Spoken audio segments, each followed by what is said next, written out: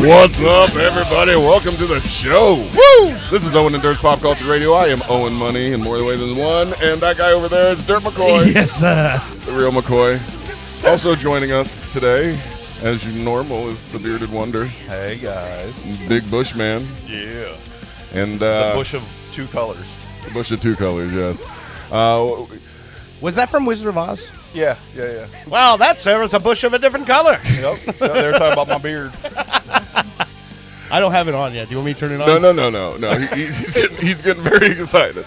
I'm trying to focus here, but I don't know. Some of you watching live on the camera, and if you just listen, you need to catch us live. Go on YouTube, watch us live, because we're disgusting to look at, and you'll love it. At least I am. I mean, I don't. Follow us on TikTok, Instagram, all the socials. Oh yeah, we got other things now. Yeah. Apparently we're quite popular on the TikTok. The TikTok has been good for us. So, but for those watching, you see that usually Brittany's here. She's usually the fourth member, or we have some kind of guest, and we kind of do have a guest today. He's looking at himself. The most important guest of all time. You can go ahead and put him up for a second, but hey, buddy, don't touch this. Just talk it. Just put your mouth closed and talk into it. Say hi. Hi. This is Jackson. Say hi. Everybody, you're talking to 2 or 3 people right now that you don't know. And in addition to us. Yeah, I mean, this is the most people you've ever talked to. So, for everybody listening, this is my 5-year-old, soon to be 6-year-old son. Hey, don't mess with the mic. You make noises. And listen, if you can't respect the rules of the studio, you're going to have to stay outside. Do you want to stay outside? You can talk. Just say something. Okay. So Jackson, anyway. talk into the microphone right there and say hello, everybody. Hello. All right. Now, for the most part, you're going to sit there and be quiet, right? Right? He's showing you. Okay, all right. You can say one. He is that on it. He is already listening to you. He will not even reply if you ask him if he's going to be quiet. He's trying to look into the microphone like it's a telescope. That's right. For those of you wondering why I have a 5-year-old here, I am too. Apparently, as a dad, you promise things at sometimes, and you don't think that it's ever going to happen. Because this little boy over here, you would say you have a tough time at school sometimes, Jackson, right? Yeah. Yeah.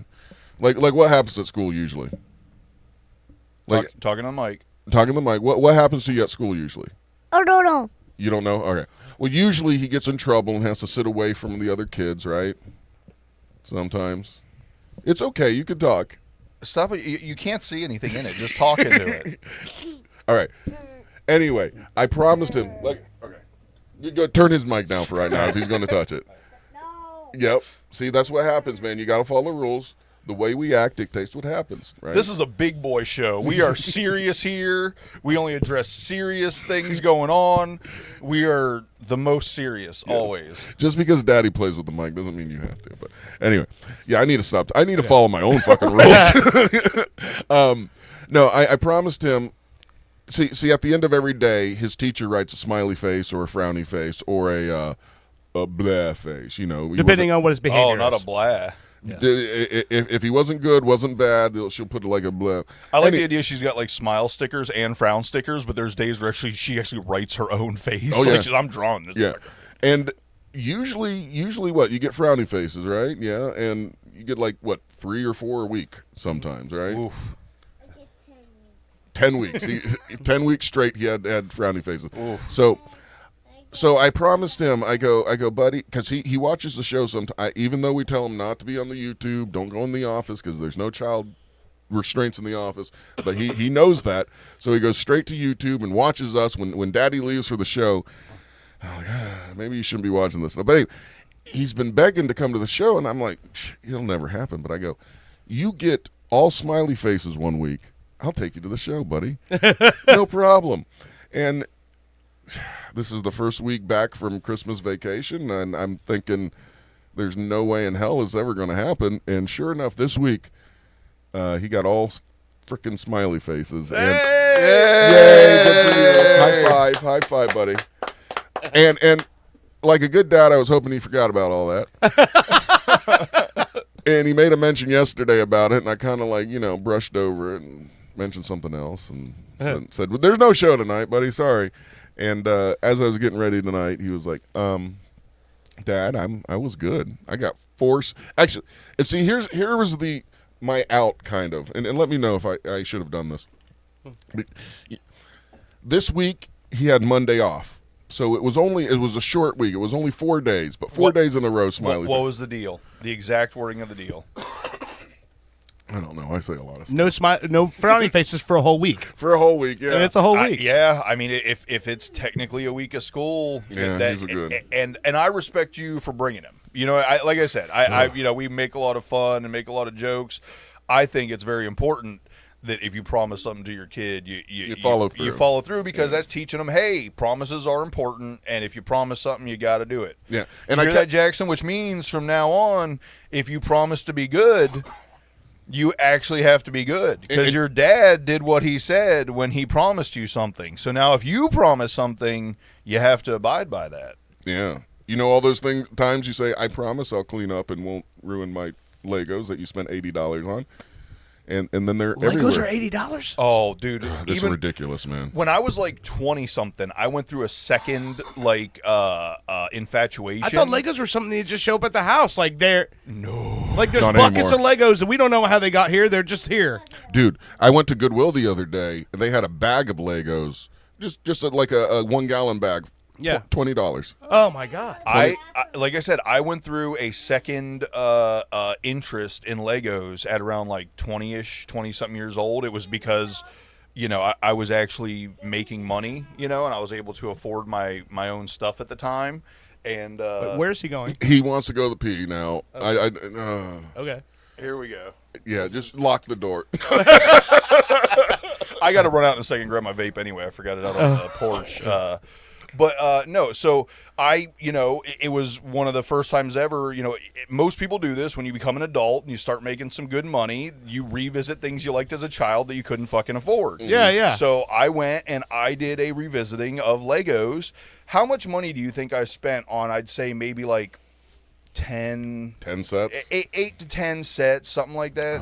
At least $600 probably, right? Well, you got to remember, it's 20, so we're talking 23 years ago. Jesus.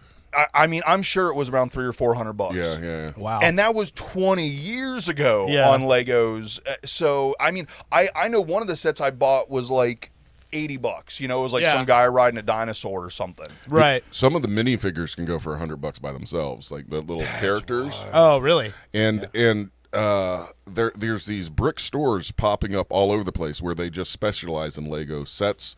Old ones, even if they're not in the box, they have them built there, and you can pay $250 for like a Star Wars version or something. But Yeah. anyway, I am overrun with Legos at the house. They're in every corner of the house and Every orifice. every couch. I step on them constantly, more than anything else I step on. Legos are one of his favorite things. But anyway, yeah, he is. No, you one thing before we start the show and talk about some of the things we're gonna be talking about, other than 5-year-olds over here. We usually start the show off with a new kind of whiskey, Yes. and because I had a little partner today as I was coming to the show, he helped me pick a whiskey out. Okay. Did you pick us something good, Jackson? Yeah. Yeah. Are we gonna like it? It's not for kids. Okay. Well, then we'll love it. It's not for kids. It's not for. That's exactly what I told him. But he got. Have we had this Whiplash whiskey yet? Whipped cream caramel whiskey? I don't think so. Or actually, I don't It's see really caramel. weird because I recall Whiplash, but I don't. Is that a specific brand name? I don't know. It's the original whipped cream whiskey. So if it's original, and it has an owl on it for some reason. So that's what caught his eye. Okay. He said, "Ooh, an owl," and I said, Okay. "All right, yeah." I mean, an that's owl. as much as reason as I need to drink anything. exactly. That's it. It's got an owl on the bottle. Yeah. So I made sure before he left, he had a special drink. Why don't you go ahead and get your drink ready? 'cause- Sonic the Hedgehog. Oh, look at that. All right, like I said, I'll be right back. I'm going to go grab that vape. Yeah, yeah. You go grab what you need to grab, and get ready for your Fallout segment. And I'm not just talking. Whole segment for that. I'm not just talking about your balls falling out. Oh, wait, let me pop this open. I knew the show was going to be a little bit different today, but it's just so funny because like we're 14 minutes into the show and we've already had 2 people exit the studio. What the hell? What the hell? Are we? Oh yeah, that's mine. Are we the only professional ones here? As we get drunk. But also it's because we were on the patio discussing the show and figuring out how this is all going to go down, and Smells good. It smells. and then we very just good. came in the house and we're having a conversation in the house, and then we're like, oh yeah, let's start the show. Do you want the bottle over there? No. Oh yeah. No. All right, Bushman. It is glass. You know, it was an interesting way we started today. Like, Yeah, it usually was it's like, very- okay. Hey, everybody, let's go in there. And we were like slow. We just kind of made our way in here, like from the kitchen. Then we all Yeah. had a drink. Then we were like in the studio all of a sudden. All right, let's try this whipped cream whiskey. Ready? All right, yeah. Cheers, my good man. Cheers. Cheers. Come on, do it right. Thank you. Oh wow. That's good. Is it just me or you taste a little coconut? I do. You taste coconut? You know what I taste? It's almost like a copper tone suntan lotion with the smell, which feel- I Right, love, right. by the way. I love the smell of the copper tone Yeah. suntan lotion. I feel like a dog biting a bikini bottom.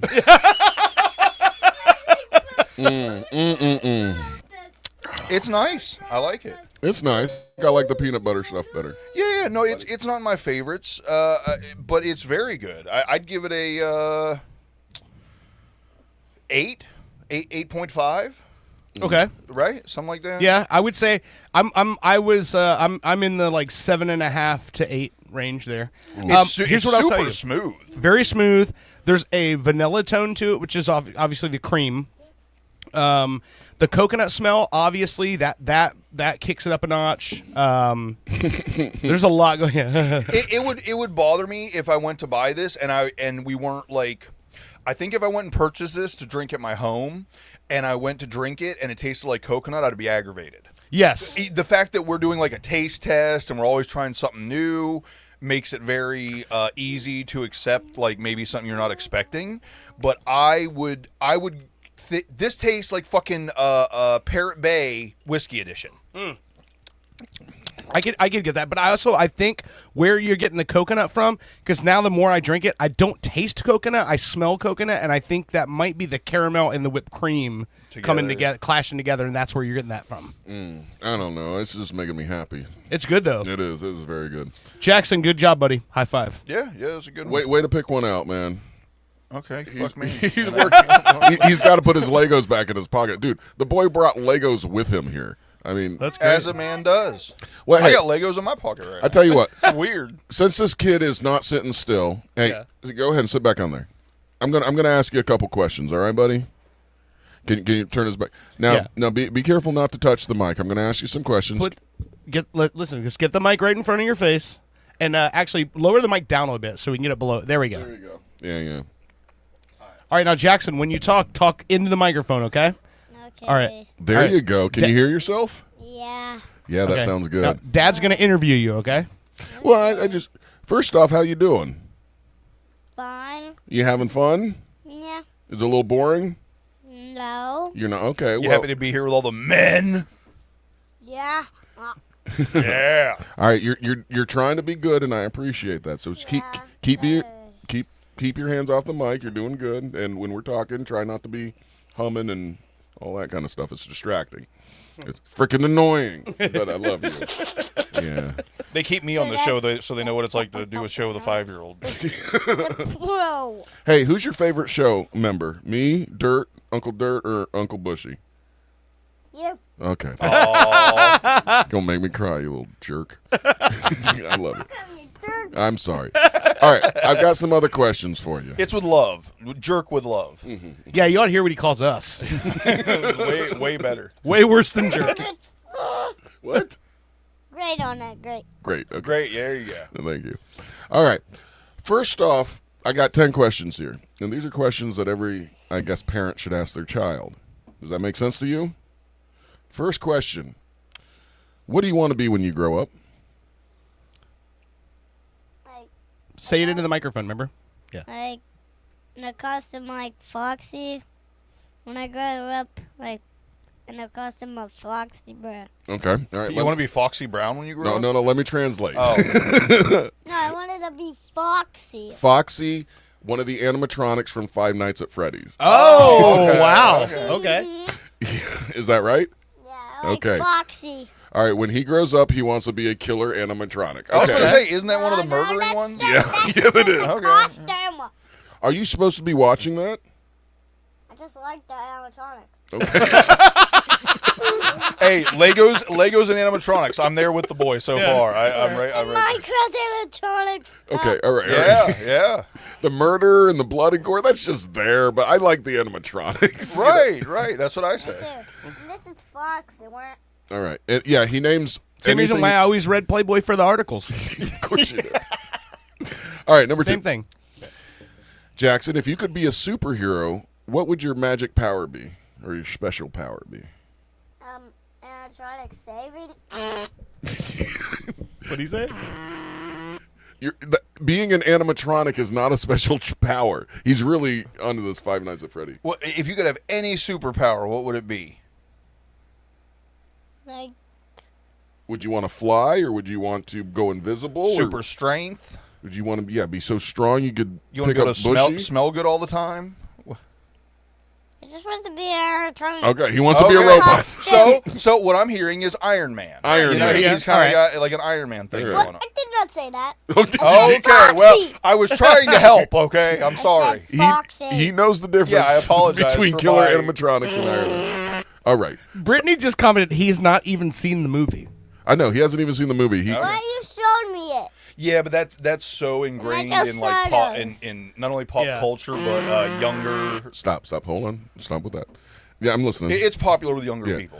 No, I guess it's a video game. It's probably I guarantee. Yeah, it is I video game guarantee you, first. he's probably seen it at streaming. Yes. you know, Yeah. people streaming it. And That's stuff. exactly what he gets Let's into. play or whatever. He watches like people, team up and do these Play video video games, and that's where he gets some of these things that he says from.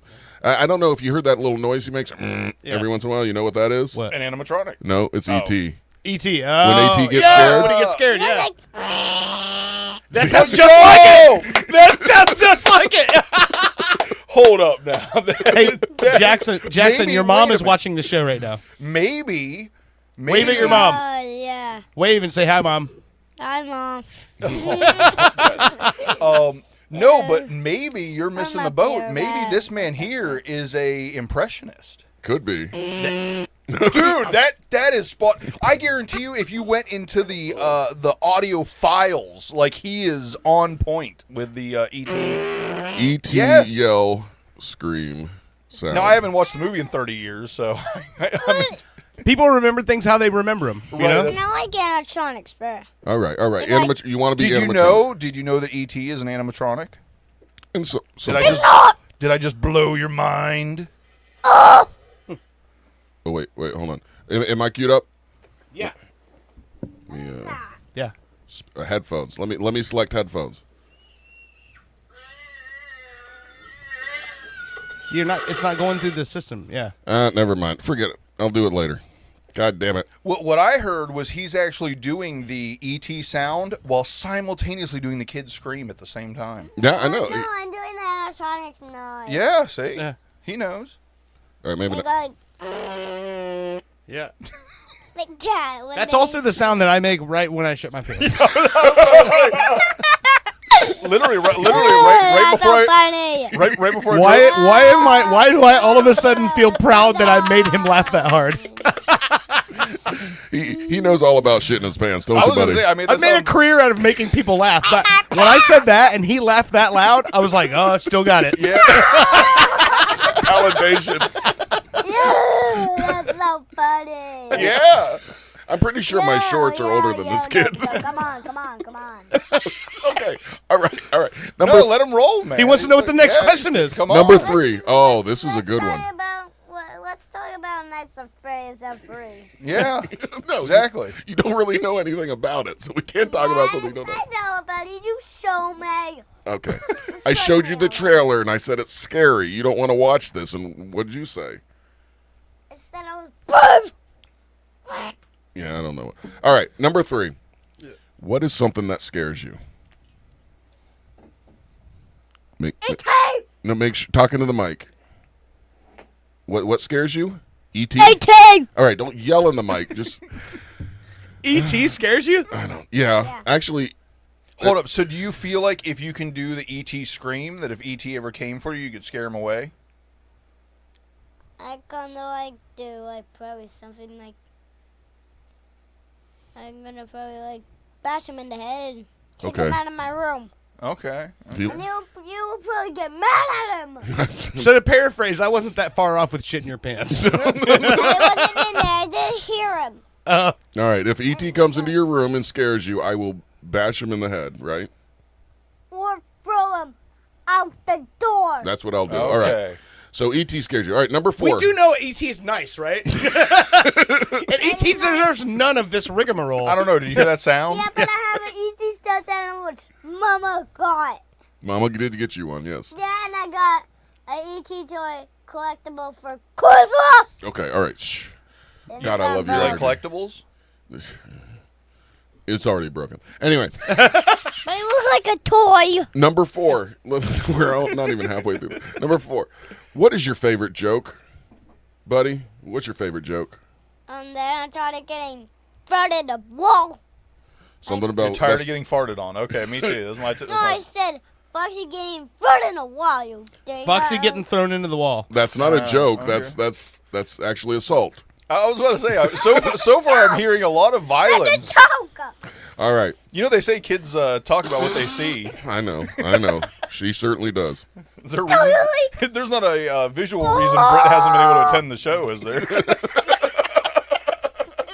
This kid is eating her face off. I will say that Mommy he's, looks like a raccoon. he's sitting in Brittany's chair, and what's funny is it's the same mixing technique. Is that regular talk, and then I have to go, whoa, pull that fader down. It got really loud for a second. It's the DNA, man. All right, buddy. We got a couple more questions. All right. Let's focus. Breathe. Calm. We calm? Are we calm? I'll just assume that face is yes. Now you know what a time machine is, right? Bruh. You have to clip that bruh, and like you need to have that on a board. Everybody watch that movie. Yes. 5-year-old saying bruh. Still, It's amazing. It was really good. You're right. We watched that movie with the time machine. So you know what a time machine is. If you had a time machine, where would you go? Would you go to the future? Would you go to the past? When would you go? No, I would go to Dan Teddick's Pizzeria. Oh, he would go to Five Nights in the Freddy's. I feel like there's a running theme here in some way. He gets really obsessed with one thing. I don't know who Brittany's talking to. She just said asshole. Probably. Oh, Oh, by you. the fader thing. Oh, it's someone No. mixing. I'm pretty sure we know. No, but it's, Poor Owen just assumed it was him. I'm like, Jesus, it wasn't me this time. Gee willikers. Oh, all right, take a sip. Yeah, I'm taking a sip too. Yeah. Oh, Jesus Christ. I will say that the coconut seems to be dissipating.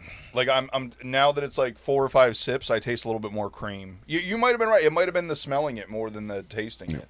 All right, buddy, I got a few more questions. Do you want to do any more, or you good? I would just still do more. Okay. All right. Okay.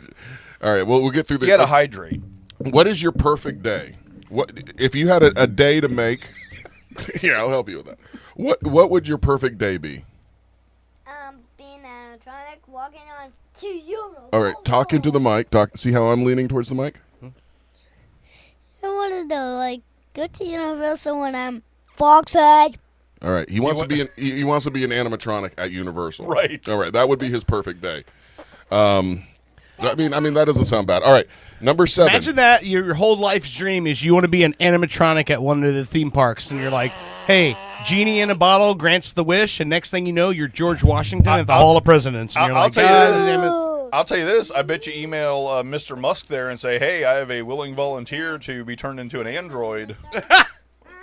I bet you he'd be on it quick. All right, a few more questions, and then we'll take a break so you can get some energy out. Okay? Yeah. Yeah. All right. Guy inside playing with Foxy the Lego. Okay. Smashing him to walls, into wall. Okay, so far from what do we got? 6 or 7 questions. The answer is animatronic, smash into walls, kill, violence. Remember a couple weeks ago where we figured out which one was going to kill me? Yeah. He's Rob Ryder. We didn't even figure it out. We just knew. All right. Couple more questions, and we're taking a break, buddy. What do you know what a role model is? No. You don't know what a role model is? All right, who do you want to be like? I'll ask it that way. Who do you want to be like? Foxy. I was going to say, you know what? I'll take this one. Okay. I'm guessing Foxy the animatronic. Yep. And your next question, I want to be smashed into a wall. Oh, yo, that's so funny. Yeah, that's what's up, bro. You. All right, number 8. We'll get Jackson. Focus. I love this. This is my life at home, nonstop, 24/7. Okay, if a friend asked you to keep a secret, but it made you feel upset, what would you do? If the secret a friend asked you to keep made you feel upset and uncomfortable, would you keep the secret or would you tell somebody? Turn into an animatronic. He's going to tell his animatronic. Okay. You tell Foxy. All right. I'll take it. Whatever. Number 9. Do you have a hidden talent? Ow! No. Okay. I'm Pretty getting sure through it's these. making the ET noise. I said no. All right. Last question. If you could invent something, whether it's something to play with or something to make the world better, No, it's made out of Lego. what would it be? What would you invent? It made maybe something out of a Lego. What would you invent? Talking to the mic. A big Lego Foxy. He would invent a big Lego Foxy. Well, there you go. These are questions that you should always ask your child before it's too late. Apparently, it's too early. I feel like something, a few of these may have went over his head. I don't know. I think he wants to kill everything. Foxy animatronic. I gotta actually look at what it is. Is this okay? I think it's the one with the giant, scary grill. Like No, look at him, bruh. No. It's this. Well, maybe it's like the pirate fox. Oh, no. yes. Oh, yeah, no, that hook's from disemboweling. Yeah. Uh, I remember that It's one. his That's disemboweling hook. No, that's from a pirate they took off.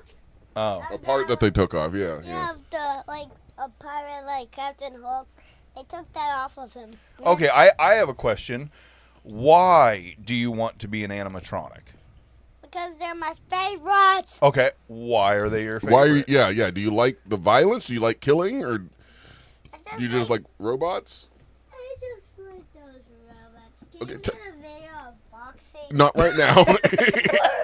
In the break, I'll show you videos of Foxy. We're trying to break this down, sir. But I tell you what, right now, let's go live to Bushy, our correspondent, who has a field piece where he wants to interview a 5-year-old child about something that's raging through the elementary schools. Welcome to turning into Owen and Dirt's Pop Culture Radio. This is Bushy on scene with Jackson, a 5-year-old that is obsessed with Foxy, animatronics, and superheroes, but only if they're Foxy and animatronics.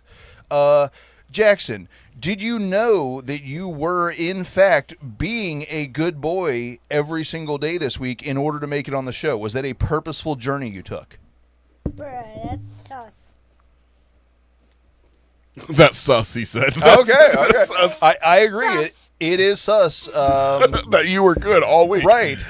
Is there a chance? I'm sorry, I'm taking over. Is there a chance that you got into your teacher's pens and actually just wrote smiley faces in yourself all week? No, I put pencils in the trash. Okay, all right. I don't know. Oh, so what you're saying, Jackson, is you took all of your teachers' artisanal supplies, such as pencils, spirographs, everything else, and you threw it into the trash. So, in fact, your teacher could not give you a negative mark? Nope. No? So you did receive positive marks all week from good behavior? Yep. Yeah, okay. That's so 6'7". Just throw my notebook in the trash if I want to do that in school. Okay. That's what I used to do And too. in my backpack. All right, hold on, buddy. Jackson, what type of backpack do you have, and why is it your favorite? It's the Avengers. I don't, okay. I didn't hear that. Yeah. But buddy, you're getting too excited. Nobody can understand you. People listening can't understand you. You got to think about them. I said Avengers. Avengers. Avengers. Book What bag. he said was Avengers Assemble. Oh. Ah. Very- Your backpack. So if you had a choice to be Iron Man or Foxy, now keep in mind Iron Man has way better tech and way cooler weapons and could probably beat up Foxy. Would you rather be Iron Man or Foxy? Foxy, because Okay, now- he has a hook and he can like hook up like Iron Man's head. That's very. So what you're telling me is, Jesus no matter Christ. what choice I give you, you're leaning towards violence. I'm leaning to Foxy. Who is violent? I'm leaning towards Foxy. Is funny. He's He's, crazy. what trips me out is since you have brought up the word hook or you showed the picture, his finger has not came away from a hook. And when I asked him if he'd rather be Iron Man or Foxy, he hooked his own chin underneath the jowl and was like, I like the idea that Foxy can tear heads off. This is scary. All right, one last thing. Jackson, would you consider yourself a violent child? No! Okay, well that does it, folks. No, all right. One last thing. The rage going around schools this right before Christmas was 6'7". The comment 6'7", right? Don't say rage. I want to live through the 6, rest of 7, it. 11, you Si- not. Okay, there you go. Did he just call you a nerd? You nut, I think he Oh, said. nut. Apparently, there's a new evolution to 6'7". Oh no. If somebody says 6'7" to you, you say 6, 7, 11. Say it Say in the the mic. microphone. 6, 7, 11, duh. Yeah, nah. Did he just say 6 and 11 dog? yes. I think he did. I said duh. Duh. So if somebody comes up to you from now on and goes, whatever 6'7", bro, you go back to him. You go 6, 7, 11. Duh. Duh. I get paranoid. I will turn into Foxy the animatronic before I reply with 6, 7, duh, 6, 7, 11, duh. I don't get it. I'm pretty sure that. Yo! Now, all right. Jackson, did you invent the 6, 7, 11, duh, or is that something you heard somebody else saying? It's from the trash. It's from the trash. All right. Okay. Yes. So somebody he's else. Gone. All right, so we're going to take a break, Jackson, and I'm going to show you some videos on the phone, and I'm going to let you have my phone. And in the next segment, you're going to sit there and watch my phone and not. Foxy. Oh, okay. Have Sure. we already done a full Every segment? time he said, well, we're like 40 minutes in, but I say keep it going. I feel like Owen's trying to bail on this, and I don't want to. You like this? Yeah, I like it. I don't. yeah, he just took his headphones off, pushed the microphone off. He's like, right. He's ready for a cigarette. Here, hit my vape. But yeah, okay, we can do that. We can take a break. We'll restructure. We'll find a way to make this less chaotic. Kid- and kitty. yeah. I love it. When we come back, we have a death with the ancient aliens. We have a death in music. Yeah. So a lot of people are dying. So that's Yeah. great. Well, he's gonna want his headphones on for this. Yeah. I do not. Also, Bushy wants to give us a Fallout second season review. Okay. So All take right. it away, Dirt Let's Man. go with a little bit of a sore spot by Happy Valley. Let me watch your phone. And here we go. Woo! All right, you're listening to Pop Culture Radio. We will be right back after this short break. Stay tuned.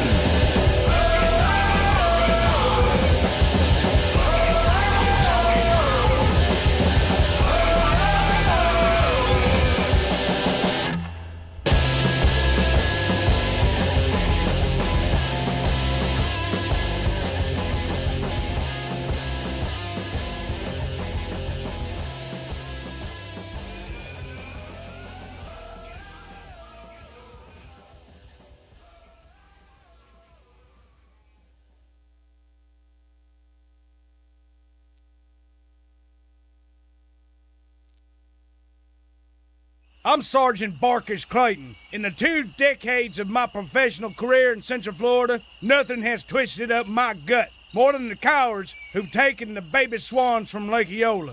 The poor mother goose calls day and night for her babies, and now she's calling me. The so-called signet caper is nothing more than a depraved, hollow individual seeking out the most innocent life form to torment and terrorize. I vow to track these suspects down using force if I must. If you're the one who did this heinous crime, me and the crime ender's gonna find you. Only a jackass would do something that stupid. Or maybe you don't have a brain in that ugly head of yours. If that's the case, I can't help you. But I will find you. And maybe, if you turn yourself in, I'll go easy on you. But rest assured, Central Florida, Sergeant Barkus Clayton will be vigilant, ever present, gun in hand and law on my side. I will not lose this fight. And you can take that to the bank of Lake Eola. From PP Boy Records, the 28th installment of the #1 compilation, bringing your favorite songs from the early 21st century. Now that's what I call dubstep. Featuring artists like DJ Schmutz, Duckhead, 28 Punch Monkey, and Andy Templeton. For example, who could forget this ditty? And of course, this heartwarming toe tapper. Do you remember dancing with your best girl to this one? It's a blast from the past, from your bar mitzvah. Nothing says mazel tov quite like this.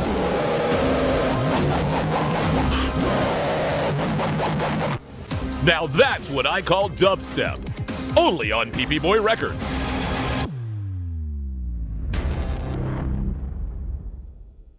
You've seen the phenomenon of making a murderer. Now it's time to go a bit deeper. Super TV3 now brings you Making a Shoplifter, the documentary tale of a man accused of an unspeakable crime. Hey, hon. I'm sad. Oh, yeah? No. You know, just try to think of the good times, huh? It's been 56 minutes. I still have to pee. Oh. Yeah, they let me go once. I've had a great pop since then. You know you're not allowed to have those sugar pops. No. WrestleMania's next week. Don't worry, okay? Your pops is taping it. Hulk is gonna make a comeback. He's just misunderstood. New witnesses. I saw him with the bag of buggles. I knew exactly what he's doing. Drama unfurled. I've worked here for 16 years and we've never had bugles. The riveting drama. Have you guys seen my buddy, what got the witch fingers? Been waiting for like 54 minutes. Evidence mishandled. Well, have you tested the evidence? We always test the evidence. Yes, but have you tested it for hot fries? We generally don't test for hot fries. I plead the fifth. Making a Shoplifter. Only on Super TV3. Just in time for the political season, PP Boy Records presents Ragtime Election Time.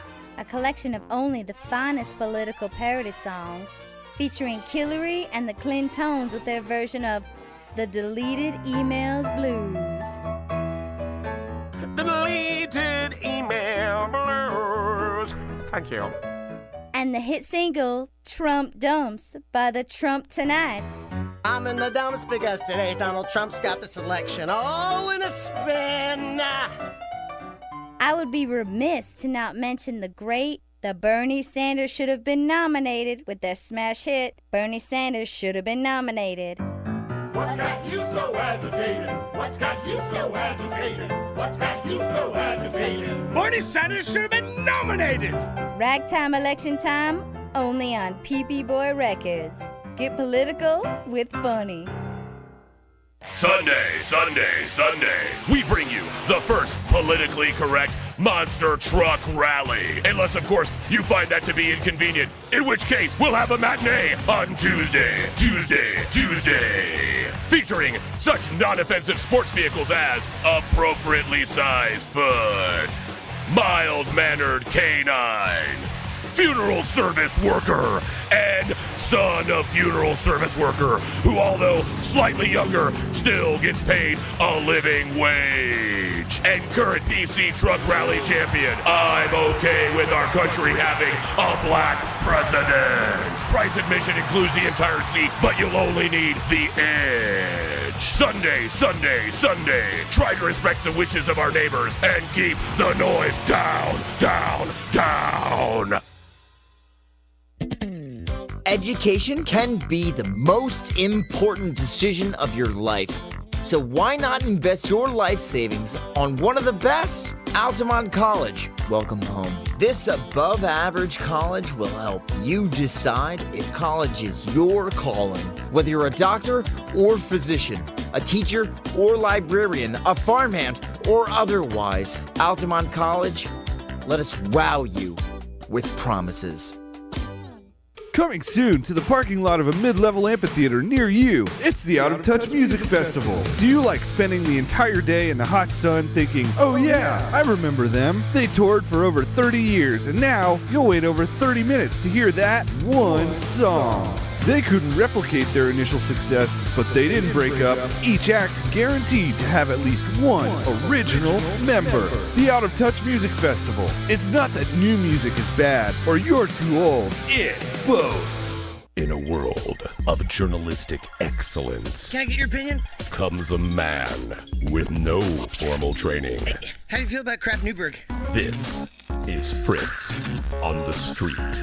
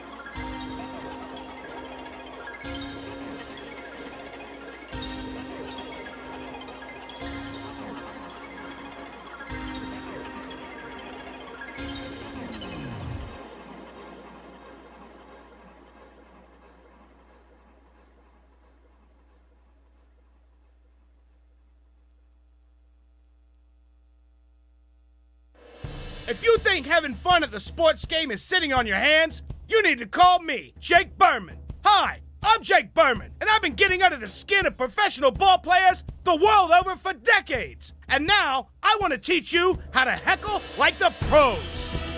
Cheering on your home team away from home? Hey, do they just breed losers here? It's like this place is a toilet bowl. Or trying to impress a date? Stop. You are Just so stop. Please bad. stop. You're Just such stop a right now. loser. I God, I don't gotta know why go. they even You know pay what? you. Hey, don't call. I'm Jake Berman, and the next time you go to the ballpark, you'll be that guy. Call 415-239-9-878-61515. Again, that's 415-239-9-878-61515. Jake Berman! 415-239-9-878-61515. I want you to be that guy. 415-239-9-878-61515. Then pound 10. I'm Jake Berman. The war on vending machines is hitting closer to home. It's hitting the workplace. Salutations! My name is Dr. Patience McCracknuts, PhD. Reap the benefits of healthy living with Dr. McCracknuts' line of tasty vending comestibles. And because Dr. McCracknuts knows a thing or two about those mid-afternoon doldrums and lethargy, we have started dispersing vitamin B12 syringes in all of our vending machines. Lift your spirits and carry on, ladies and gents. Your hunger just met its worst nightmare. Dr. McCracknuts. Coming to a vending machine near you.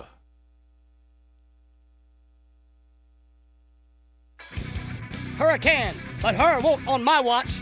I'm pilot Anthony Migliardio, founder of the only socially funded company that destroys hurricanes. Each year, hurricanes obliterate lives, property, and taxpayers' money. But I can solve this problem. Her won't stops any hurricane in any error-prone computer projection by detonating one simple, safe-tested nuclear bomb in the very center of the eye of the storm. Sound risky? After serving despite a dishonorable discharge, I've managed to sneak out with this bad boy. That's the sound of a 40-year-old floppy disk loaded with top-secret codes. Stop listening to phony pseudoscientists of climate change and let's take back our planet. Only with Hura won't. Mr. Migliario will neither confirm nor deny the possession of top-secret nuclear codes. Hura won't. Patent pending, not endorsed by the Better Business Bureau. Mr. Migliario pleads the fifth. We've all been there. You thought you had a great idea for a dispatch, but it just wasn't good. This is Cobra Kid. Just checking in. Sure, it's hard to be original. What up, C-Lane? Sabrina, I love you, duh. Sean, you're a dick. You try writing a joke while you're using a weed whacker. I damn near killed him. Can I get a magnet? Embrace the fellowship of the 95%ers support group. Wiggle, wiggle. Pop, pop. Remember, you are the 95%. So maybe they have the problem.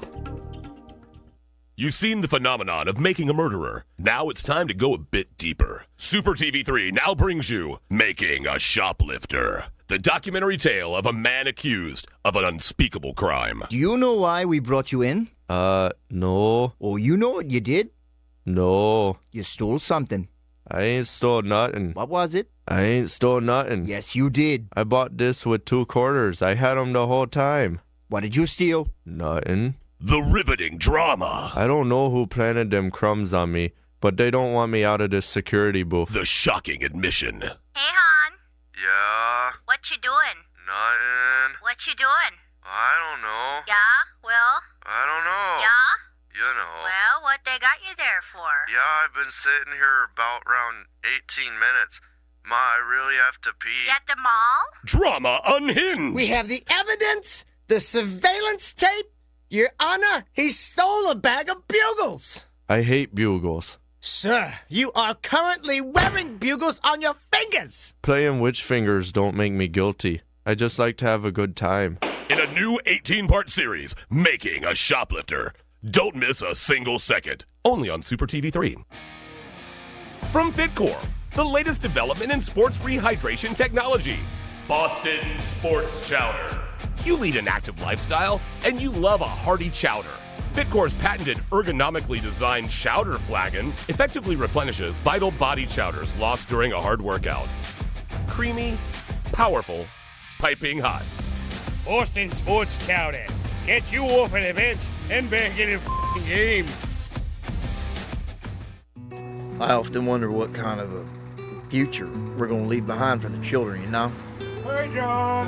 Howdy, Dale. You all right? This is John.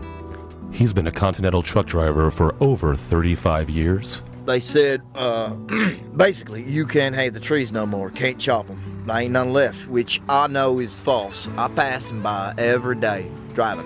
Recent congressional hearings have decimated his trucking routes, carrying precious timber from Washington State to Washington, D.C. They call it damaging the earth. What about me? I need to feed my kids, and that's by driving a truck filled with lumber. The future concerns me right now, if I have enough money to feed my kids, yeah? Environmental groups are petitioning against American jobs at an alarming rate, citing global climate change on so-called deforestation. Tell your state senator that American jobs are more important than trees. The planet can wait. John can't. This message paid for by Americans for Work. Builder's Blocks! Hey, I'm Shay, owner of Builder's Blocks. We get it. January? New Year's resolutions? No one has time for that. Right now at Builder's Blocks with a Z, Central Florida's most ripped gym, we pay you. We literally will pay you and you won't have to work. It's simple. Join and bring 2 friends. Sound easy? It is. We'll even pay you more if those friends bring friends. Stay swole with the pros, only at Builder's Blocks. Discounts of pre-approved groups of 5 or more. Do you like pudding? I mean, really like pudding? Have we got the palace for you? Built on repurposed Native American lands, Pudding Palace boasts the most name brands and well-known traditional gelatins from every country on Earth. Our Yelp reviewers speak for themselves. What about you there in the sweatpants? My mom drops me off like twice a week. It's awesome. I'm 45. And what about you, little lady? I came here looking for love. I found pudding. Hey, buddy, what's your favorite part of the Pudding Palace? Sneeze guards. Talk about elegance. I felt like I was in an actual palace. All right, I see a bit of a line. Good. Okay, getting kind of busy here. Let's just go and see what's going on around the corner over here. And hey, sweetheart, what do you think of Pudding Palace? I never knew pudding could be so fancy. Well, there you go. As you can see, we got nothing Seriously? but satisfied customers here at the pudding. Pudding Palace. And my check was for Nope, $65? focus on me. What sort of mother... Brandon! It's down Oh, someone doesn't have our rewards card. Come on down to Pudding Palace. Pudding Palace, where pudding kings are born. In this town, used to be you didn't have to lock your doors at night. Nowadays, you can't even leave a magnet on your car. I've seen the devil in a man's eye before. Have you or anyone you know been scarred by magnet theft? Well, I sure wish there was somebody we could trust, you see. Well, then you called the right number. The safe recovery of your magnet gets my ticker thumping. I'm Magnet PI, and I won't sleep until you can. Take things to a new level upon Wii with the first annual French Riviera Games. Events include cigarette smoking, depressing filmmaking, scouting, esoteric performance art, and moustache. Fun for the whole family. We will have disinterested mimes that will challenge your child's sense of existential security. And a bounce house. A special appearance by over 50 Serge Gainsbourg impersonators. And Jean Reno. Check out our Midway games and events. And Baguettes. The French Riviera Games. Where the wine flows like the River Rhone. Coming to an empty field near you. It's been called this year's sleeper hit. Prime time tomorrow on Orlando's Super TV 3. Where's the girl, Miero? I'm afraid you'll have to try a little harder, Hernandez. Where did you pull her? She's too big to fit in these drawers. And she's made of bony skin, not invisible matter. So I know she cannot be standing right here. Very clever, detective. But not clever enough. ¿Por qué, Miero? She's just a girl. A closet-sized girl. Dios mío, there's a closet door right here. Oh, no. No, don't open that door! Carrie DeLipschitz and Jim Mahoney star in Milfana Hernandez, Detective MILF. Only on Orlando's Super TV 3. The twilight years are the best years of your life. But you might not know that if you're just watching TV. Hi, I'm host Chris Christopher. And I'm Neil Scheinfeld. Getting older offers insightful commentary and wisdom to those of you enjoying your last years. We understand you have, at best, 4 more years left. Getting older shows old people, not unlike yourself, doing things exceptionally better than you. Drop us a line to be featured on the next episode. And do it quickly, sooner rather than later. Time is a precious thing, and so is tuning in to Getting Older. Orlando's Super TV 3 presents a real-world comedy filmed in front of a live studio audience. Locker Room Talk Live. Let's see what the boys get themselves into this week. Make sure there's plenty of towels in there for when the racquete ball game is over with. We gotta mop the shower real good this week. I know they go and pee in there. That's not pee, though. That not be no? Hey, I just checked my 401k on the way down here. I'm rolling in it. Rolling in it, Bobby. I bet you'll let me grab her by the huh?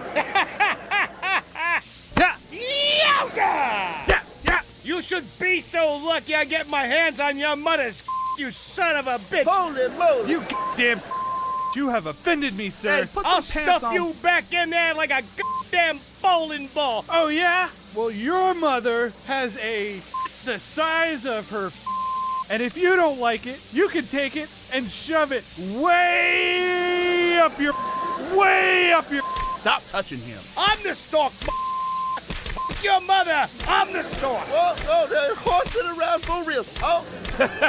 Tune in at 8 to see what people are willing to accept this week. Locker Room Talk. Tonight at 8, only on Orlando's Super TV 3.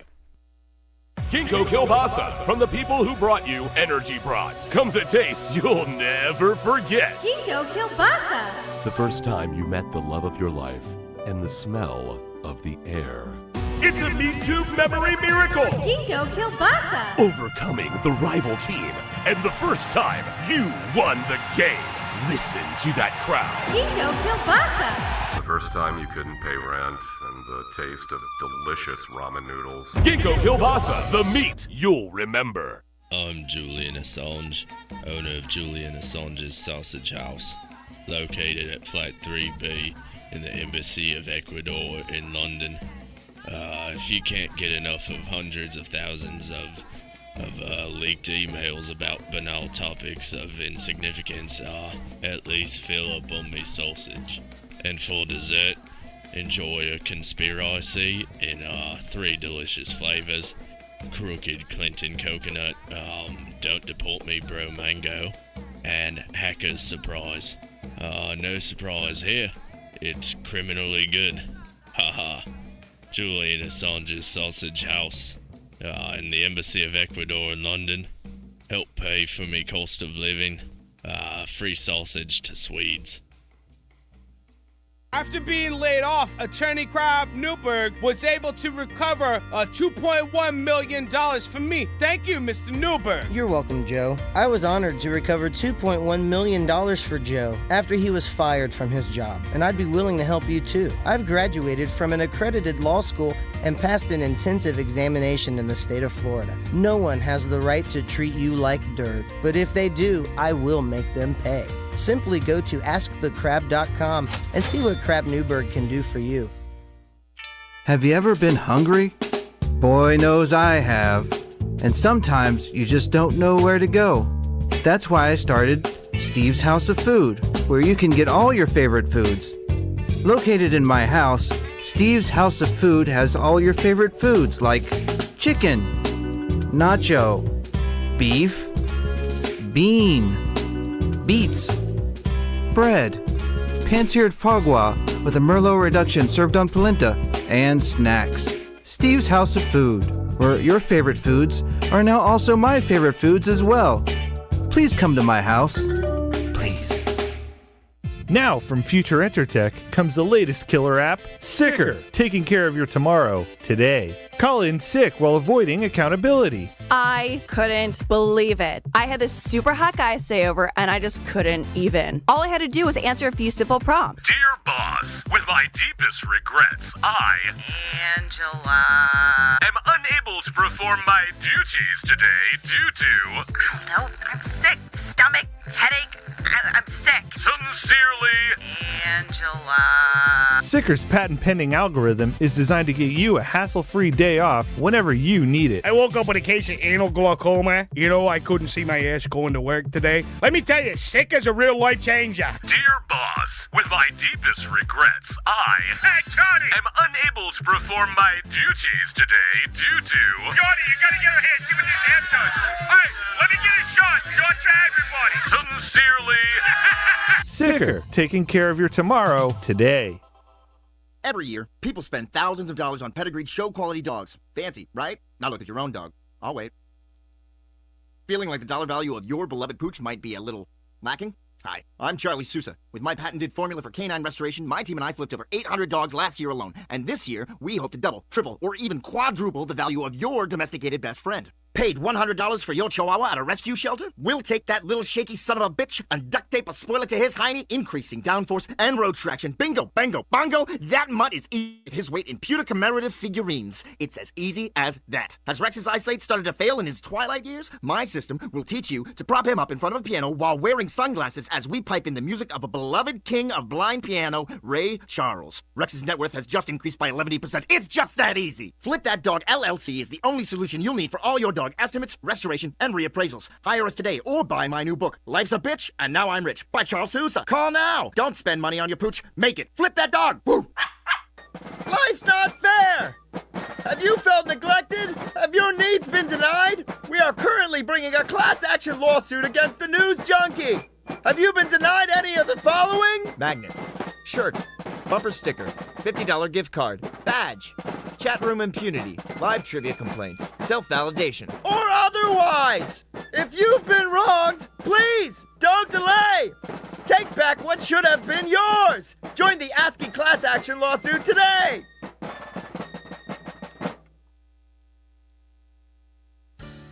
Baseball, apple pie, your grandmother's fried chicken. These are great institutions of the American dream. And let us not forget another icon of the greatest country on earth, a German-style Mexican imitation lager. Now that's America. Here at Badass Hangry Eagle Brewery, we've been bottling up freedom for over 6 years, and we encourage every American to embrace their God-given freedom with their lips. Want to work as a pedicab driver and play Pokemon Go all day while enjoying one of our Imperial Cuck Stouts? The Badass Hangry Eagle says, "You do you, brah brah." Literally, we trained one. It says that. America. Badass Hangry Eagle Brewery. America AF. Badass Hangry Eagle Brewery!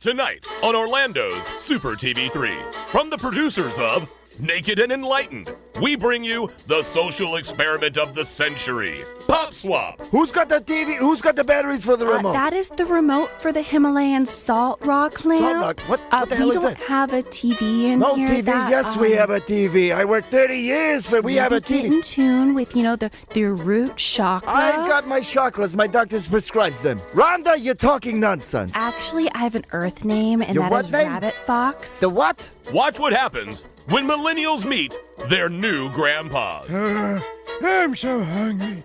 This sandwich bread tastes like plywood. Grandpa, what are you doing? Put it down. That's not your food. That's my food. It's gluten-free. Yeah? Do you know what a gluten is? I know what gluten's are. I'm gluten-free. You damn right you're gluten-free, 'cause me and all of my friends, we stopped at gluten. No, you didn't. Sure I did. No, you didn't. Mm-hmm. No, you didn't. Yeah? You did not. The glutens, they were coming out of the woodworks. They were Tommy, and Tommy was from Kansas City. So we called him KC. Right behind me was Tex.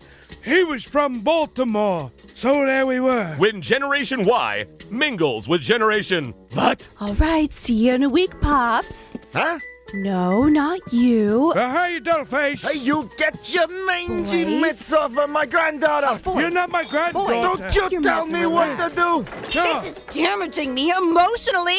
Who? The greatest generation in human history faces their greatest challenge. Pop Swap, only on Orlando's Super TV 3.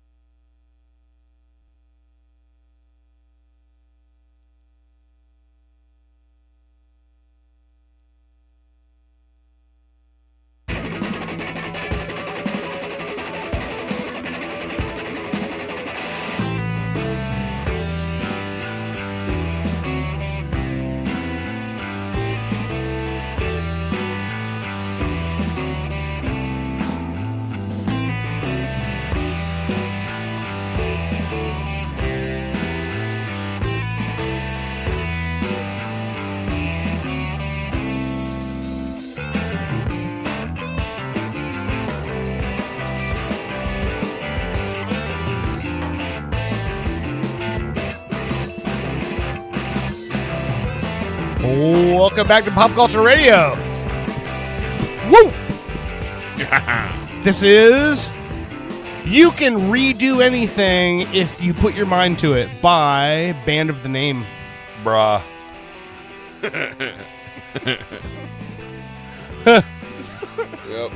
Yep. Bruh. This will be my go-to from now on. So anyway, Bruh. Bruh. No, bruh. All right. More like blah. I'm going to try to get through this segment with this 5-year-old yelling over here. Jackson, what are we talking about in the break? We're going to be quiet. If you're too much of a distraction, me and you will have to go home, and Uncle Bushy will have to help Uncle Dirt finish the show. Do you want that to happen? Yeah, nobody does. I'm just kidding. You guys, actually, I love when you guys do your thing. It's called damage control. Damage control. So you control the damage. But I was hired with a very specific set of skills. A lot of stuff has happened this past week. Yes. I mean, even before this week. One thing I wanted to bring up to you guys, I know you saw the story. You know that show that I like to watch, the Blind Frog Ranch? Curse of Blind Frog Ranch? Yep. Well, one of the guys on there, the son, who's always like doing the diving and looking for the gold, the Aztec gold that is supposed to be on their property, apparently he got arrested. He got arrested because I guess he was driving with a suspended license. Yeah. Can you tell him to get in the chair? Jackson, get in the chair. We're gonna have to go. Do you want? I'm like I said. All right, we might have to cut the segment early and head home. Do you want to go? You will watch the phone. Be quiet, please. Do you want a smiley face from the show? If you get a frowny face, you'll never get to come back. Yeah, you got to realize me and Uncle Dirt here, we give out smiley faces and frowny faces to every guest of the show. and if you get a frowny face, then we aren't going to ask you to come back. That wouldn't be good because then you can't talk about Foxy and animatronics and Foxy and animatronics and Foxy and animatronics and Foxy and animatronics. That's my life, man. It's my life. It's like I don't care about Freddy Fazbear anymore. All right, buddy. Be quiet. Watch your thing. All right. Anyway, the guy, I think his name is Chad Oleander or something like that. Yes. He was arrested. I think he was just like, I don't know, driving on suspended license or might have been drunk. I don't know. That part's iffy. The arrest was very minor. It was minor. Like minor. It's called road piracy. Right. But now it's way worse. So he gets put in jail, and I guess he has a cellmate. I guess that happens when you get arrested. You get a cellmate. Well, yeah. Most jail cells are double occupancy. So it's like more than one person. Okay, so I don't know where you're going with this, but I don't think I talked to you too much about it, but I've talked to Dirt, about the fact I've really, I've watched so many of these like body cam. Yeah, but this doesn't have anything to do with that. Well, no, I'm sorry. Yeah, go ahead. Yeah, I'm not taking it down a bad road or anything, but it's just funny because I have, heard the term used like road piracy, and it is enraging to watch something very minor get escalated to something major because that can land you in jail, and when you're jail, the worst thing that can possibly happen to a human can happen to you, and that can happen to you over something very minor. This motherfucker guilty. Well, then forget everything I just said. No, I'm just saying. Wait till you hear the story. So Chad is put in a cell. See, when I was arrested once, and I think I was just. Is there like a pre-jail jail? Before there's holding cells. A holding cell, yeah. I guess That's when there's no plans for them to keep you. No, you're not being booked. You're not staying overnight. They put you in a holding cell while they do the paperwork, and then they're like, all right, come back with your court date. Yeah. Well, that's what I was. I was in a holding cell. Okay, yeah. So I didn't have anybody in there with me, and I didn't even have a toilet in there. I think it was just... Yeah, there's a phone or something, right?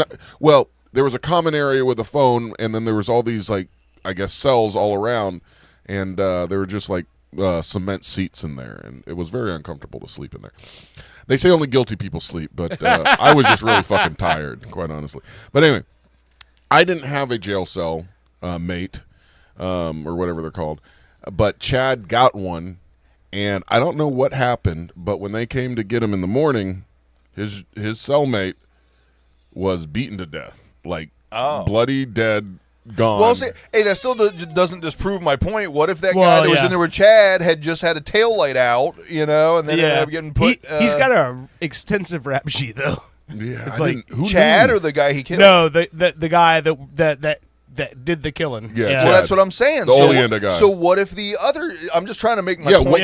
what if he was just in for a broken tail? Yeah. light? That's true. Yeah, that's true.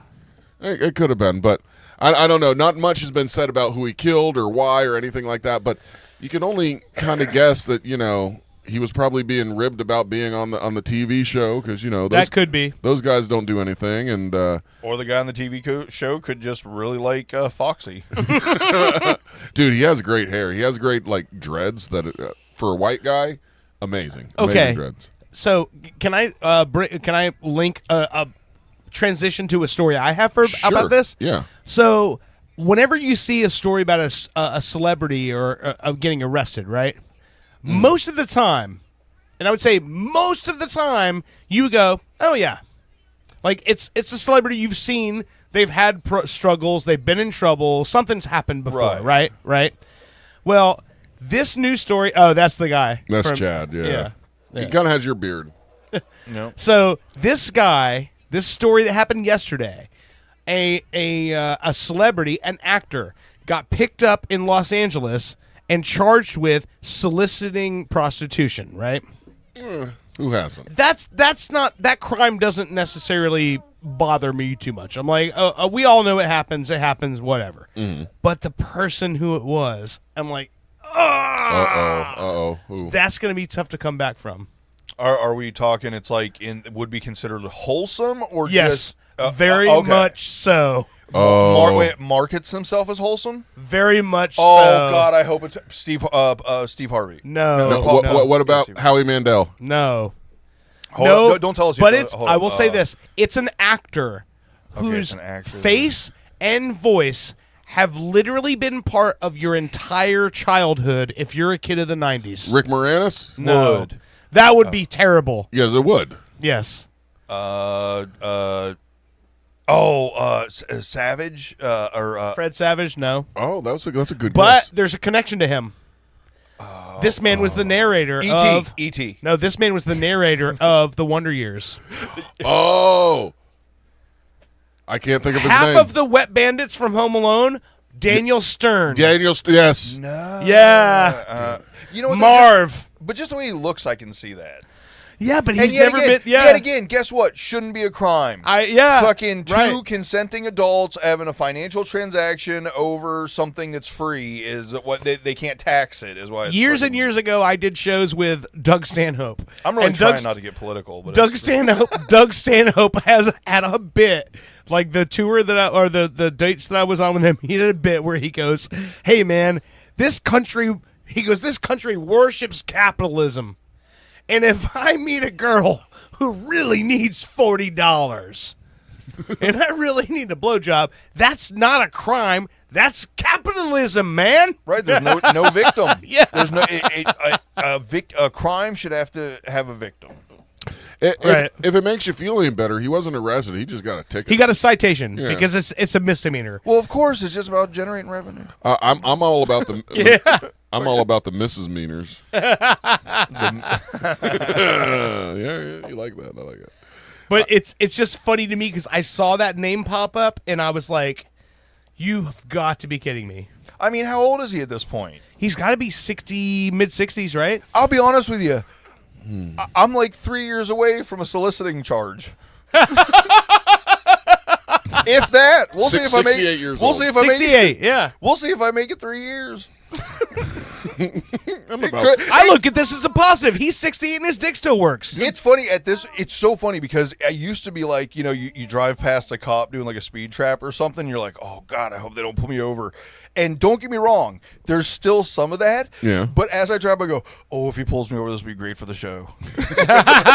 No, nothing needs to be that good for the show. So I appreciate your dedication, though. It's nice. Do you guys want another one? Another quick one? Sure. This is a quick one. I'm always down for a quickie. So, today in history, right? And this is like I said, this is a fictional person, but January 11th, 1974. A out-of-control big rig whizzed off the side of the mountain, and somebody died. Fictional? Fictional. This isn't Speed. Oh, man. 10 years later, she picked up a hitchhiker who she had a very intense impression on. Eileen Wuornos. Oh, wait, you said fake.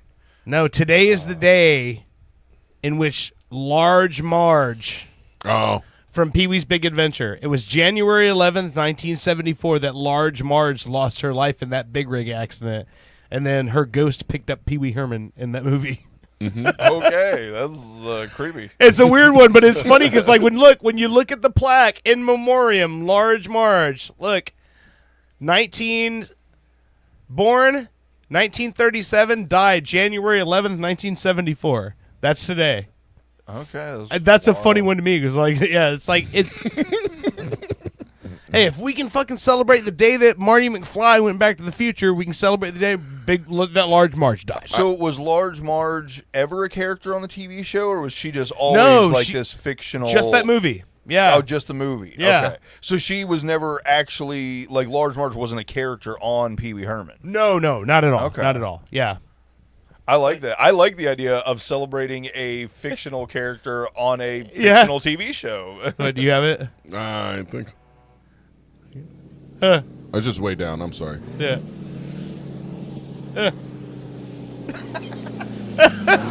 Hold on. This is getting I'm going to do that. I'm going to tap on your shoulder until you look at me and see what I want acknowledgement for, and then just look away. Come on, Pee-wee. This is a classic movie. I love this movie. It is so good. I need to play Pee-wee for him. Dude, yes. Look, it's Large Marge. You see this? Some night. All right, forget about it. On No, this listen. very night, Here we go. 10 years ago, along this same stretch of road, in a dense fog, just like this, Dun dun. I saw the worst accident I ever seen. There was this sound, like a garbage truck dropped off the Empire State Building.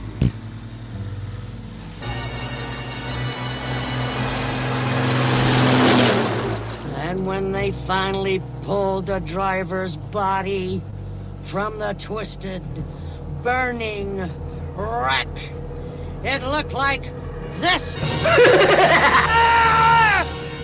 That's great. Okay, that's enough of that. That's great. Beetlejuice, kind of like. I animation. I Tim recognize Burton. the voice too. Yeah. The voice of the lady telling the story. Yeah, I wonder who that is. You don't know who that is? It's the lady that's like always the old drunk lady that smokes cigarettes and stuff. Really? It's Daniel Stern. I'm sorry, wrong. Alice Nunn. Alice Nunn. I think okay. it's who I'm thinking of. Like she'd be like the lunch lady, Yep. you know, that like smokes cigarettes and drops the ashes in the fucking. She's best known as Large Marge in the Pee-wee Herman movie. She died in 1988. Oh wow! So 4 years after the movie? Yeah. Wow. Yeah. That maybe that's not, crazy. That may not be who I'm thinking of then, because I think the lady that I'm talking about has been in movies in the 90s and maybe even into the 2000s.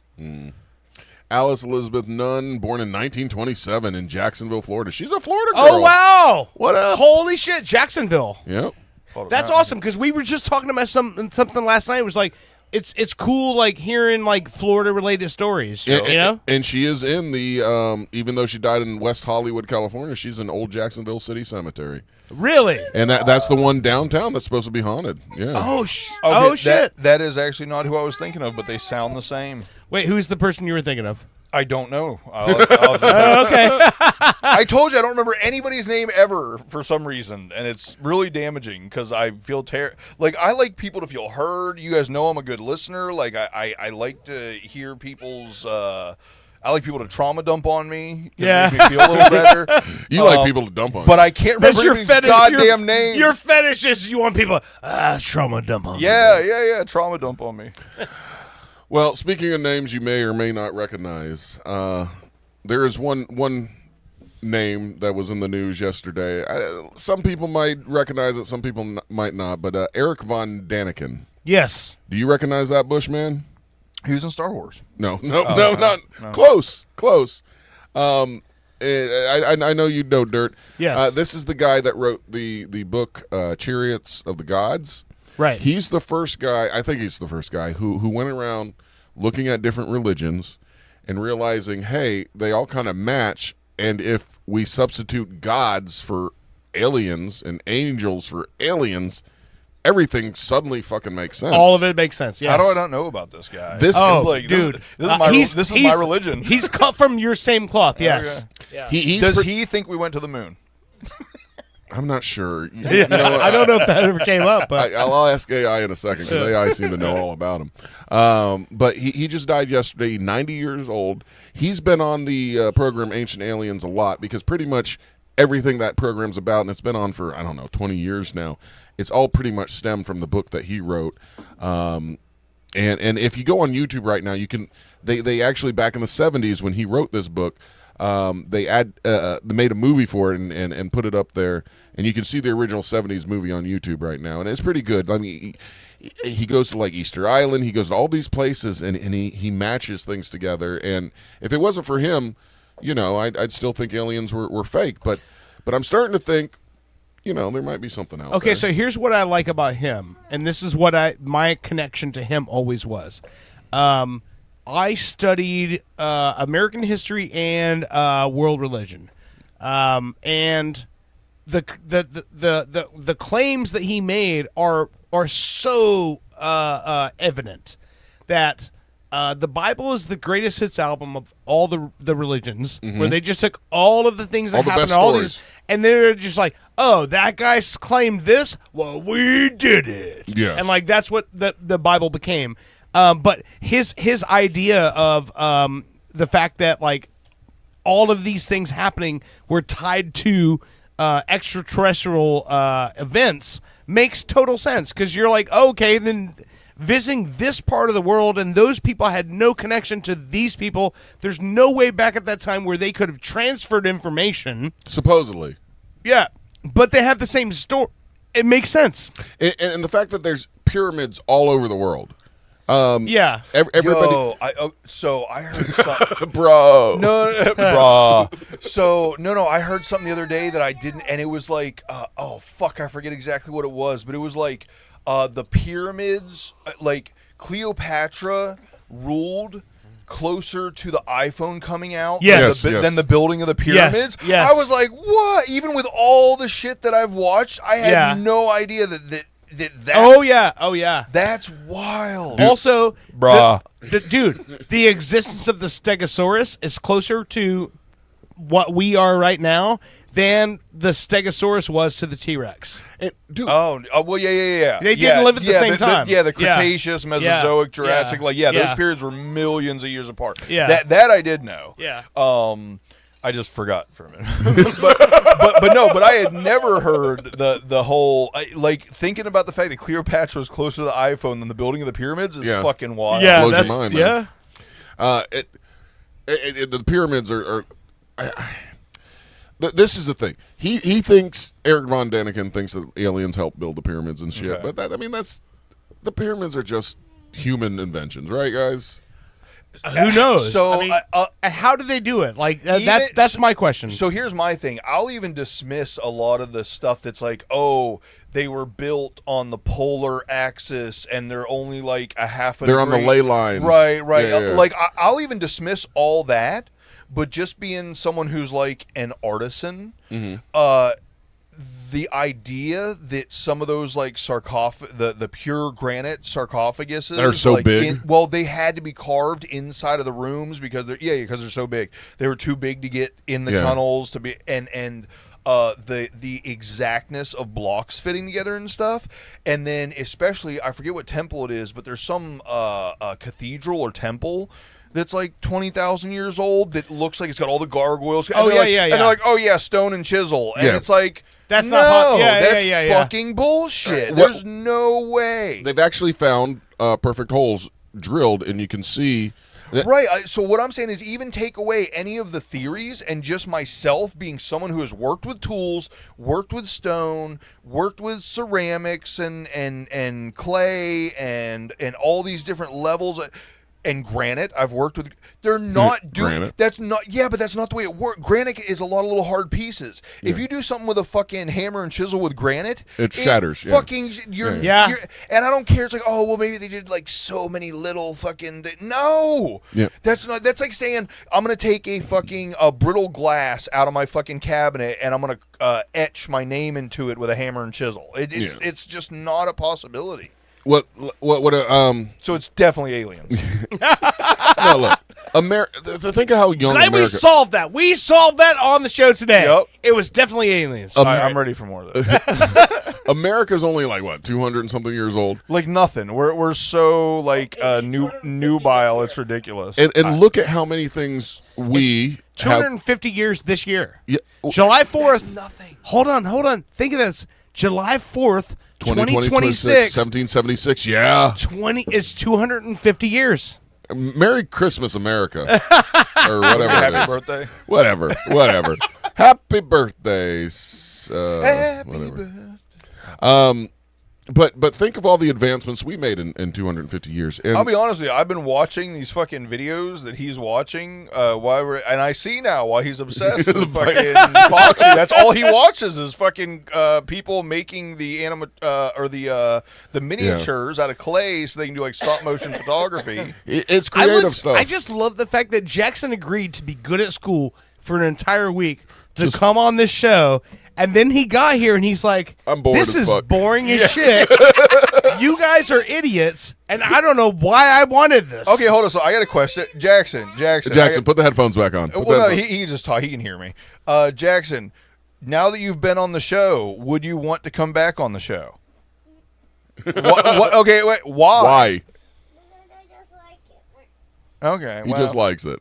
That's why I'm here, because I just like it. What it is? It's me. He wants to be with me. Oh, it's cool. It's whatever. I mean, he just wants to do what Dad's doing. Right. I mean, it's cute, but it's also annoying when I'm walking through the house and I think, oh wait, I forgot something in the other room, and I stop, and immediately I get his nose in between my cheeks, and I'm like, dude, stop walking so close to me. Stop following me. Go play with something. Go destroy something. I don't care. But anyway. Let me ask you one thing real quick, Jackson, then you can go back to watching Foxy, whatever the hell you're watching. Do you believe that there are aliens, there are people that live in other worlds, not on Earth? Do you believe in aliens?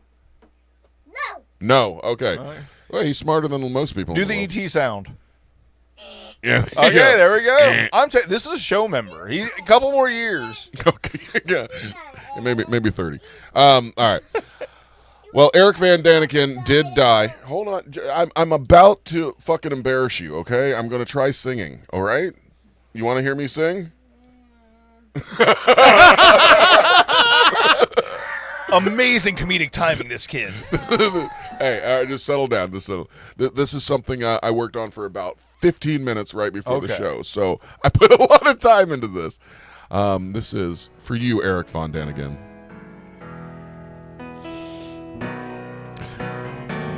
Goodbye, Daniken. I'm really doing this. Though I never knew you at all, you had the peace of mind that aliens did it all. Oh, they crawled out of the spaceship and they probed in your butt. They sent you on the pathway and you knew inside your gut.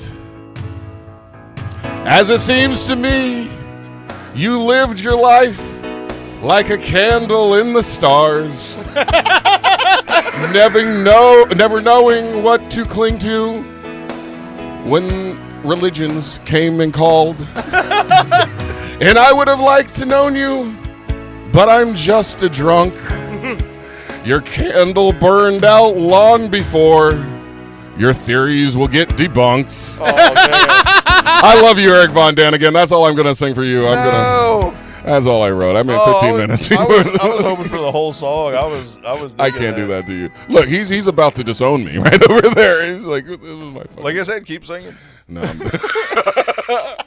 Anyway, that I mean, I figured the 90-year-old man needed something, so have a fucking drunk guy sing for him for a second. All right. Do you guys know about who Wally Wington is? Wally Wington. Okay. Yes, I know who Wally Wington is. Who's that?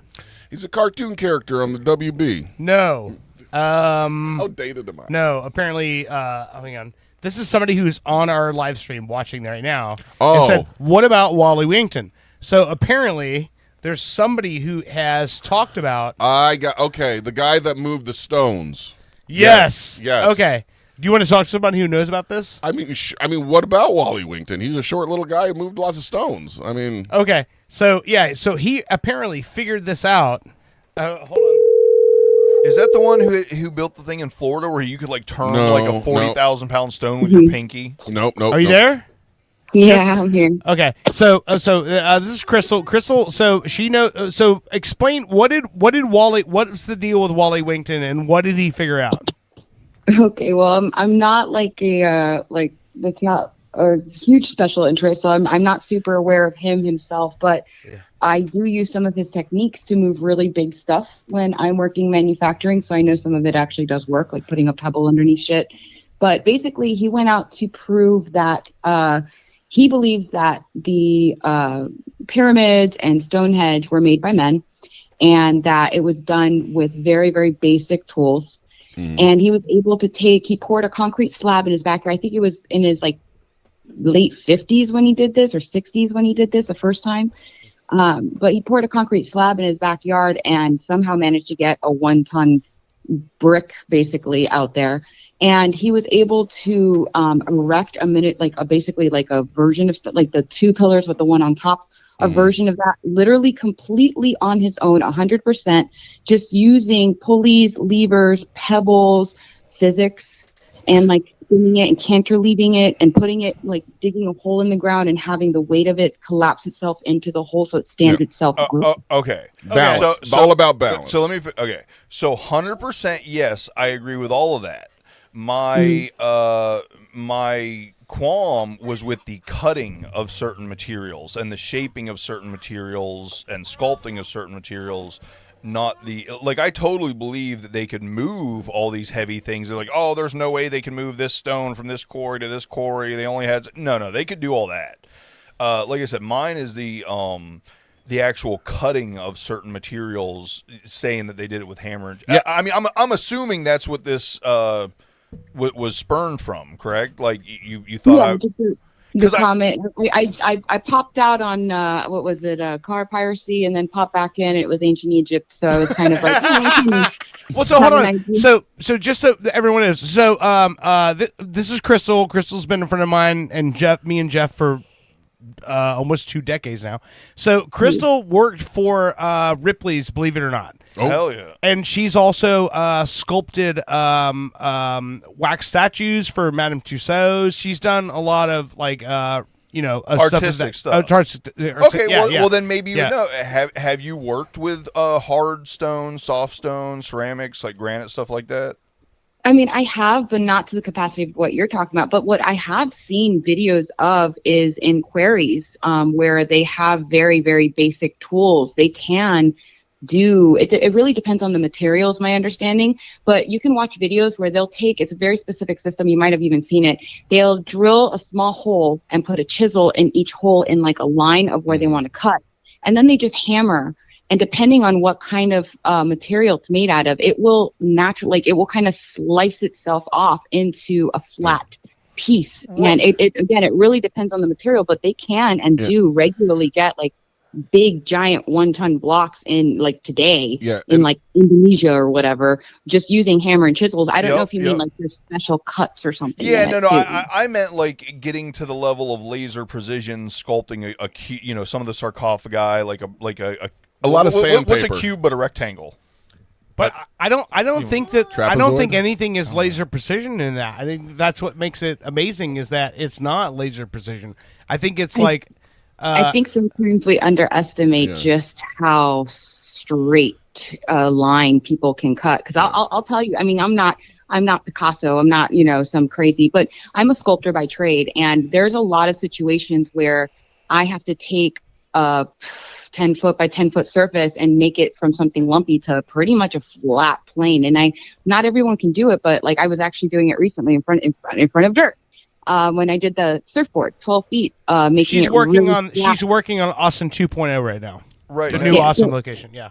My point is that you can take hand craftsmanship and go really freaking far with Right. it. No, I Japanese understand. really- I understand that. Have you ever taken a chisel to a piece of granite and tried to make a straight line, But or okay, a flat side? I get you. No, not myself. That's where the holes. I've been very interested and watched lots of videos on it, but that's not the same thing as experience. Yeah, It's I mean, now here's the thing I will say, and what never seems to be brought up is a lot of things, whether it be wood or stone. Like if you do a like say, okay, so I did a bathroom in like this $2 million home, and it was a 35 or 40 square foot shower pan, and they had bought pallets of 24 by 24 travertine.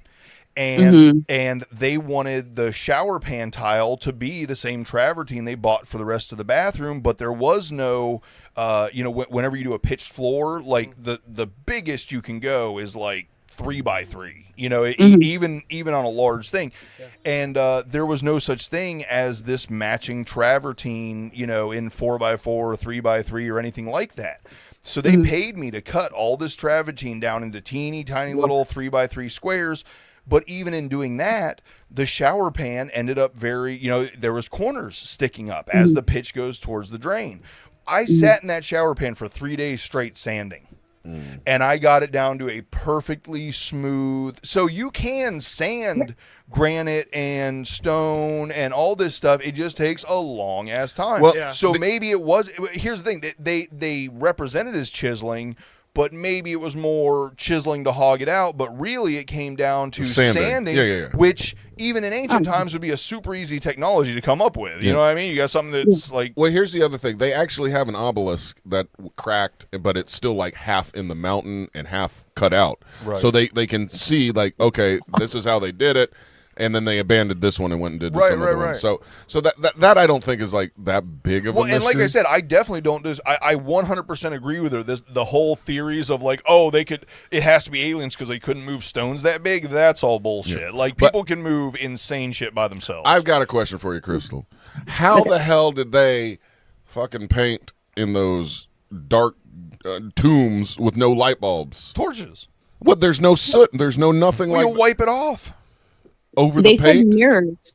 They what? They use mirrors? Mirrors. Oh, yeah. But mirrors flames only in front of mirrors and reflect it, and they could go really far with reflection and take that light pretty far down into that, and they would light it up. And apparently, a lot of it was based off of like there's certain. It's kind of like some of the paintings were almost like the cave paintings where they had multiple limbs. Those old Stone Age cave paintings where they have multiple limbs. There's some drawings, some art in Egyptian times where they have multiple limbs, and they were really confused initially by it, and then they realized that they're functioning pretty regularly in like a flickering light, and that flickering light would make the limbs, just like in the old period, it would make the limbs look like it's kind of moving.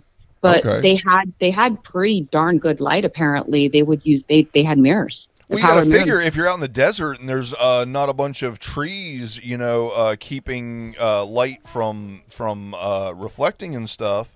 That you guys want me to keep it open? No. He's going to go pee again. Oh, okay. So we, Crystal, we have Owen's 5-year-old son is on the show tonight because he got 5 smiley faces, and so he got to be on the show tonight, and now he keeps going to the bathroom. Yeah. So far right now he has the flat mouth emoji going on as far as being on the show. there was some good, but now we're kind of like his performance tonight has been a meh. He's got a smaller bladder. Yeah, but he did say brah. No, so listen, I've seen Crystal work in every medium from a paint on canvas to sculpting like massive things, and everything in between. So here's a tie into the show because this is something we talked about for a lot last year. So Crystal, what was the deal with the you were involved in the Madame Tussauds sculpture of Drake?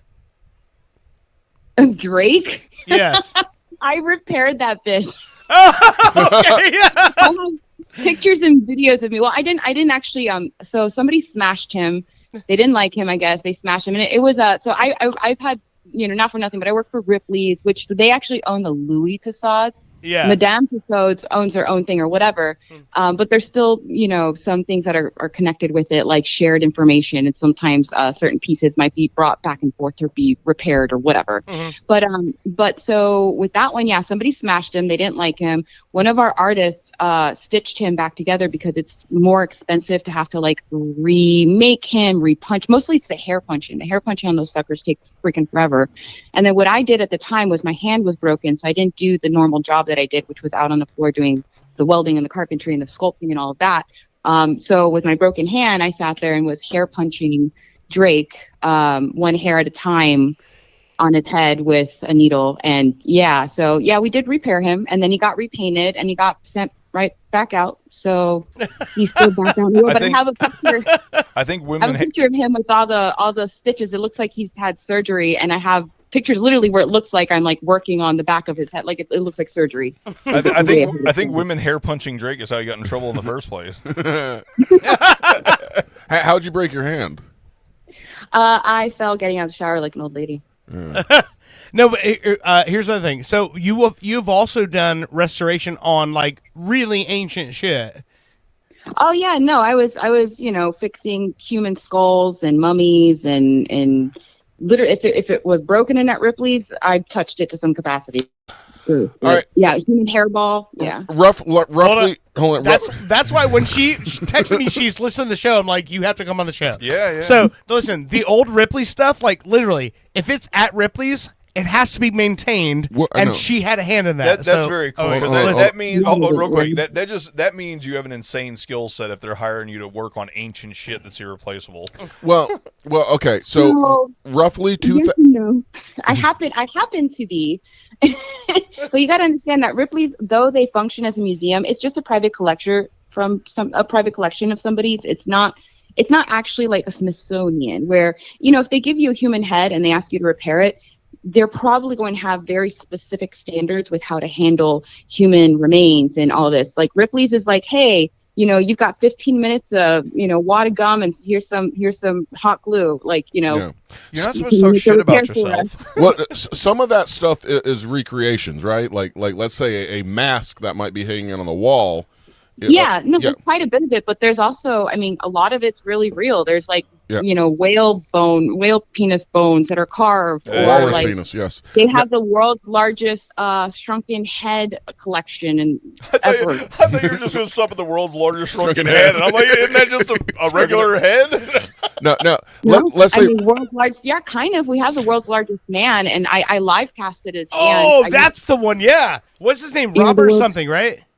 Well, no, Robert Wadlow is the world's largest man who ever lived. The current holding title of it is a man named Sultan Kosin. He's from Turkey, and like I said, I got to meet him. He's really a wonderful. Out of all the, quote unquote celebrities and some actual celebrities that I've met, out of everyone I've met, he's a gem. I still have him on, I follow him on Instagram even, but. He's a world's tallest man, but he's so large that his muscles don't hold his structure very well. So he was, using like mobility devices to get around. And when we live casted him, because we 3D scanned his head and his body, but we wanted to live cast his hand, just frankly, to continue to do the old thing, because this was the first time we were doing like a full scan.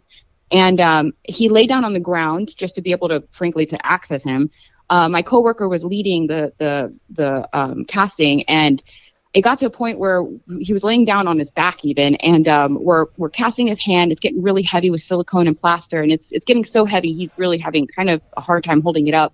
And so I turned to his translator, just kind of give him the eyes and like, hey lady, like maybe, and she's talking to someone else. So I'm trying to I don't speak Turkish, but I'm trying to gesticulate to him, just like, hey, is it heavy? Do you need help? And I don't know if he's Muslim or not, but I wasn't sure what his culture was and how they felt about women and men interacting. So I was just like, you want me to help? Can I hold your arm? And however it was that I got across to him, he was like, yes, please. So I was holding his arm while they were finishing live cast, and the length of his forearm was the entire length of my torso. Oh my God! Wait, so Man, how tall is he? I don't know off the top of my head. I really don't remember the heights. I'll tell you. Hang on, Owen has it. I'm What trying is- to look it up. Yeah, Well, yeah, I see. So the photos you're showing 8 me. foot 2 inches. 8 feet 2 inches. So that's huge, but the pictures you show me were obviously with him with a smaller small people. person. Yeah, Yeah, like yeah. the largest and the smallest. Yeah, no, but I mean, we were standing on our tables to be able to measure his height. Yeah, That's insane. Like, 8 yeah. feet 2 inches. I mean, he's only 2 foot taller than me. Now- Not that. now, Chris- Only 2 feet taller than me. Crystal, you mentioned you fix broken things at Ripley's. How Now- about me? No. Roughly, I don't know, maybe 2008, 2010, did a special mask from the St. Augustine area come through your desk to glue back together, to put back on the wall? Not St. Augustine, from our local area, the desk mask of a particular killer, I think I had to resculpt. But I don't know about St. Augustine. I mean, maybe you'd have to tell me who the person, like what the mask was of. I don't recall. It's just something I touched and it fell down.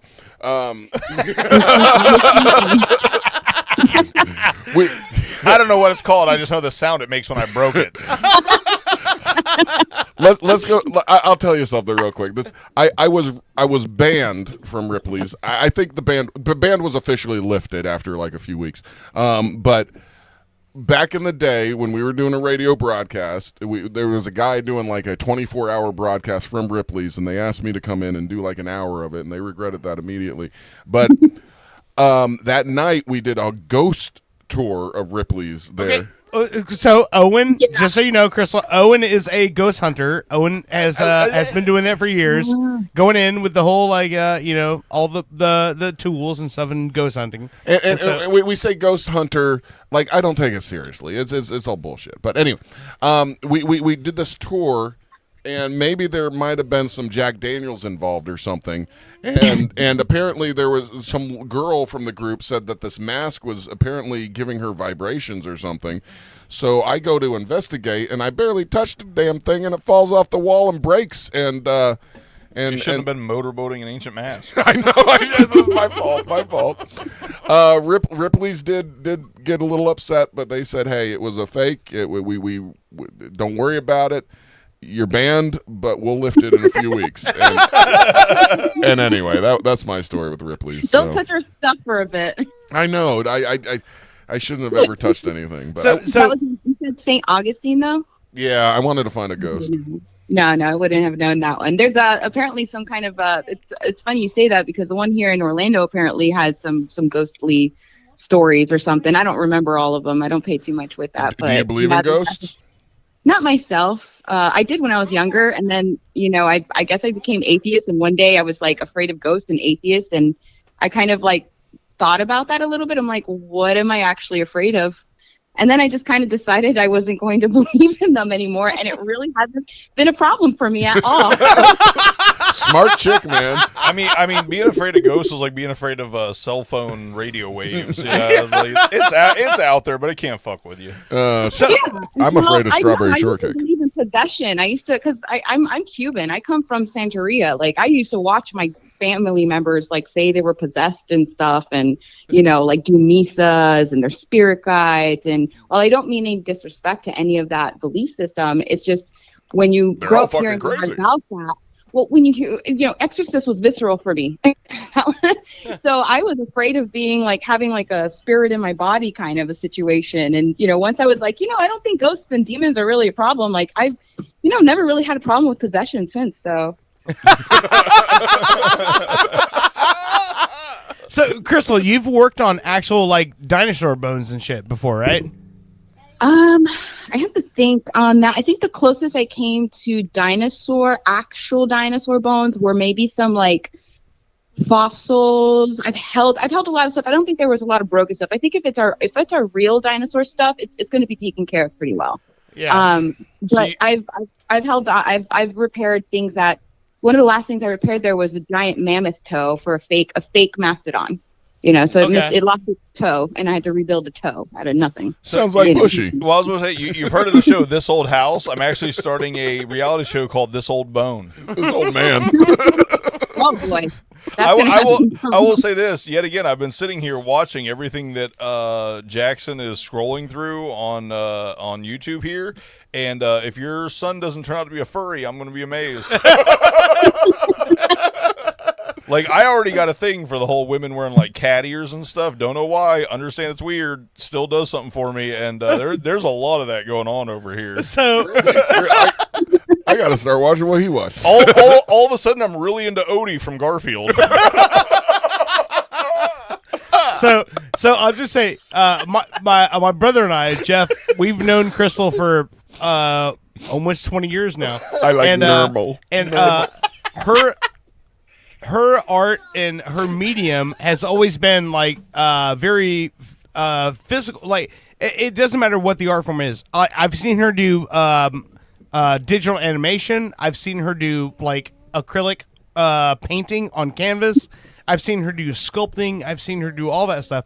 And that's what's crazy about it is when you see what she does for like these art studios and like sculpting, like she sculpted the giant fucking baseball glove that was on display for the Little League World Series. Oh wow! Like and that's like sculpted out of. And here's the crazy thing: sculpt the entire thing out of styrofoam and then coat it and finish it and make it look like a big ass baseball glove. Hold up, before you go on. Yeah.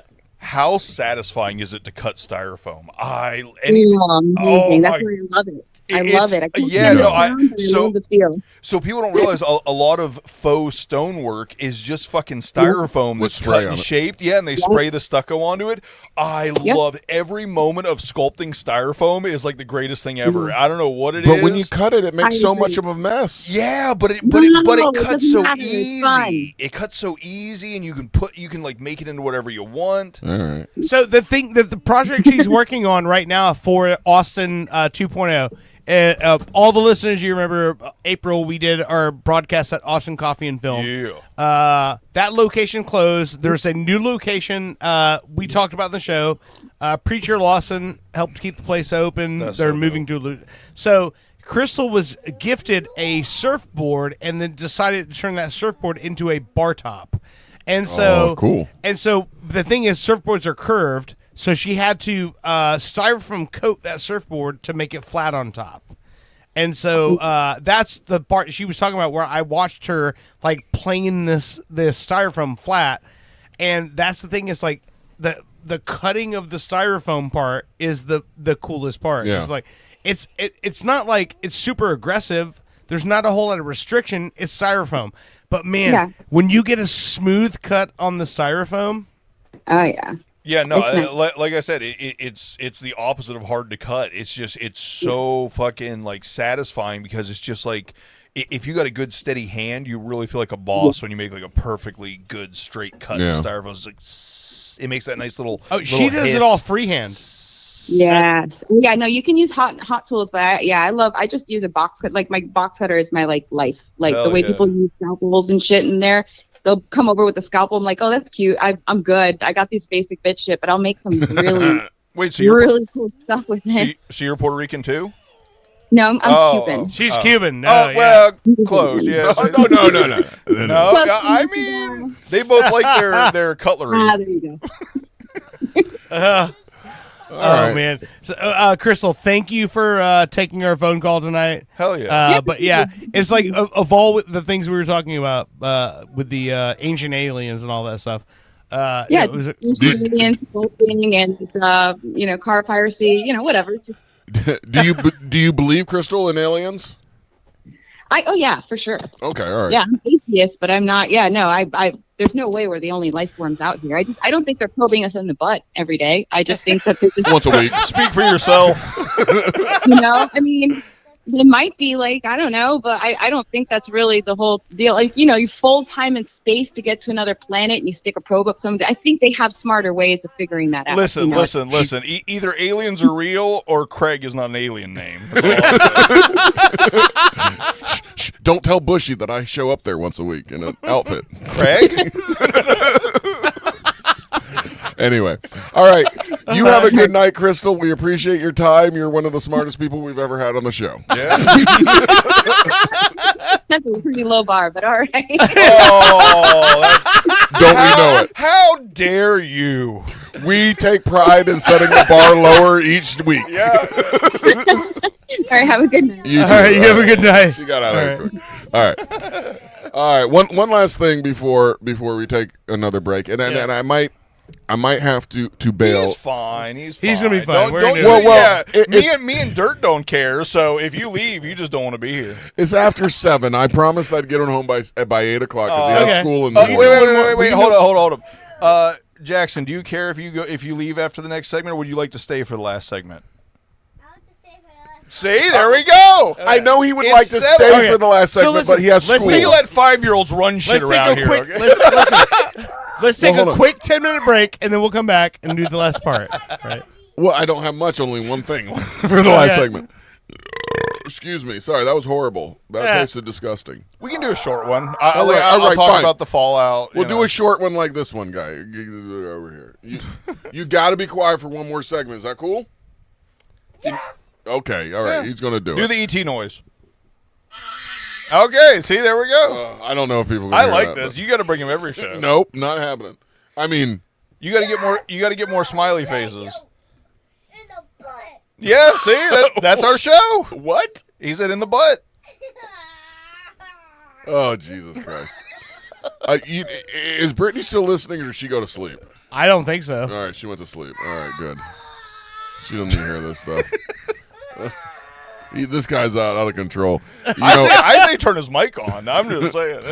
When I get home, I'm giving him some nighttime gummies, and you're going to fucking sleep. I love him. I love him. I love him. I have to tell myself that daily. All right. All right, what do we got? You want me to do this one thing real quick, and then No, fuck it. Leave the last thing for the last break. All right, here we go.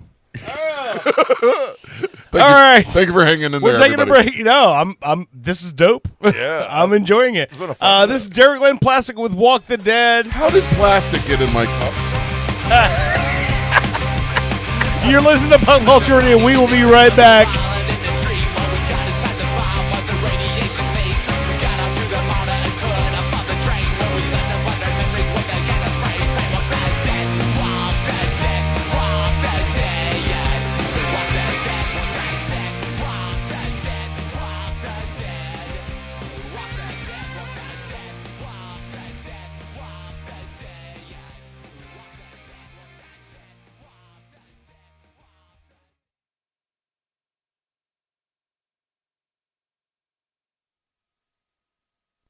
The Blackwell Building, Wednesday, 9:15 a.m. Why are you standing so close to the printer? The paper is so warm when it comes out. Oh, thank God. I thought I was the only one. Oh, this place is freezing all the time. I know, right? So I'm not the only one? Ladies, if you have time to be standing around, you certainly have time to be working. Don't you have anything you could be doing right now? Yeah, like maybe have a core temperature of more than 65 degrees. It's so cold. I can't type. I don't know. It seems fine to me. I just get back to work. That's all I want. I can't. Someone needs to take charge around here. Someone needs to light a fire in this bitch. Give me the papers, Alice. Wait, what? Men are always telling women what they can and can't do with their bodies. Now they have a stranglehold on the AC. Hold on. The thermostat is right over there. Literally, I can see it from here. It's 20 feet away. I have no control over that. Oh, right. It's always somebody else, never you, Harold. Smash the windows! You guys realize this is a felony, right? My nipples could cut diamonds, Harold. Diamonds. Like, you're going to jail, or at least there's a hefty fine. Cold as hell, and I'm not gonna take it anymore. Did you know male-controlled thermostats are the #1 leading cause of workplace violence? Don't be Harold. Always keep your thermostat set to 82 degrees. It's the only way to stay safe. I often wonder what kind of a future we're going to leave behind for the children, you know? Hey, John. Howdy, Bill. You all right? This is John. He's been a Continental truck driver for over 35 years. They said, basically, you can't have the trees no more. Can't chop them. There ain't none left, which I know is false. I pass them by every day, driving. Recent congressional hearings have decimated his trucking routes, carrying precious timber from Washington State to Washington, D.C. They call it damaging the earth. What about me? I need to feed my kids, and that's by driving a truck filled with lumber. The future concerns me right now, if I have enough money to feed my kids, yeah? Environmental groups are petitioning against American jobs at an alarming rate, citing global climate change on so-called deforestation. Tell your state senator that American jobs are more important than trees. The planet can wait. John Kent. This message paid for by Americans for Work. Coming soon to the parking lot of a mid-level amphitheater near you, it's the Out of Touch Music Festival. Do you like spending the entire day in the hot sun thinking, oh yeah, I remember them. They toured for over 30 years and now you'll wait over 30 minutes to hear that one song. They couldn't replicate their initial success, but they didn't break up. Each act guaranteed to have at least one original member. The Out of Touch Music Festival. It's not that new music is bad or you're too old. It's both. Take things to a new level upon Wii with the first annual French Riviera Games. Events include cigarette smoking, depressing filmmaking, scouting, esoteric performance art, and Moustache! Fun for the whole family! We will have disinterested mimes that will challenge your child's sense of existential security. And a bounce house! A special appearance by over 50 Serge Gainsbourg impersonators. And Jean Reno! Check out our Midway games and events. And Baguettes! The French Riviera Games. Where the wine flows like the river Rhone. Coming to an empty field near you. Do you like pudding? I mean, really like pudding? Have we got the palace for you? Built on repurposed Native American lands, Pudding Palace boasts the most name brands and well-known traditional gelatins from every country on Earth. Our Yelp reviewers speak for themselves. What about you there in the sweatpants? My mom drops me off like twice a week. It's awesome. I'm 45. And what about you, little lady? I came here looking for love. I found pudding. Hey, buddy, what's your favorite part of the Pudding Palace? Sneeze guards. Talk about elegance. I felt like I was in an actual palace. All right, I see a bit of a line. Good. Okay, getting kind of busy here. Let's just go and see what's going on around the corner over here. And hey, sweetheart, what do you think of Pudding Palace? I never knew pudding could be so fancy. Well, there you go. As you can see, we got nothing but satisfied customers here at the Pudding Palace. And my check was for Nope, $65? nope. Focus on me. What sort of motherfucker? Brandon. Establishment is this Someone doesn't have our rewards card. Come on down to Pudding Palace. Pudding Palace, where pudding kings are born. We've all been there. You thought you had a great idea for a dispatch, but it just wasn't good. This is Cobra Kid, just checking in. Sure, it's hard to be original. What up, C-Lane? Sabrina, I love you, duh. Sean, you're a dick. You try writing a joke while you're using a weed whacker. I damn near killed him! Can I get a magnet? Embrace the fellowship of the 95%ers support group. Wiggle, wiggle, pop, pop. Remember, you are the 95%. So maybe they have the problem. Do you handle sensitive information across your servers, but hate taking the responsibility of serious repercussions if they're mishandled? Introducing Hillary Mail.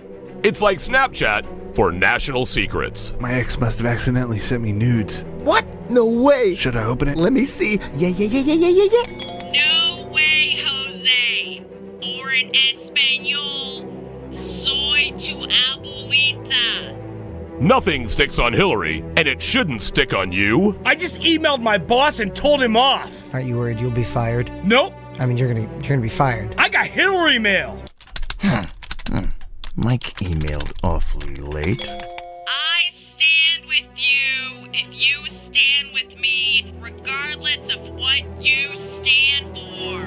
Hillary Mail. for when you just want to do whatever you want to do. Have you ever been hungry? Boy knows I have. And sometimes you just don't know where to go. That's why I started Steve's House of Food, where you can get all your favorite foods. Located in my house, Steve's House of Food has all your favorite foods like chicken, nacho, beef, bean, beets, bread, pan-seared foie gras with a Merlot reduction served on polenta, and snacks. Steve's House of Food, where your favorite foods are now also my favorite foods as well. Please come to my house. Please. It's been called this year's sleeper hit. Prime time tomorrow on Orlando's Super TV3. Where's the girl, Miero? I'm afraid you'll have to try a little harder, Hernandez. Where did you pull her? She's too big to fit in these drawers. And she's made of bony skin, not invisible matter. So I know she cannot be standing right here. Very clever, detective.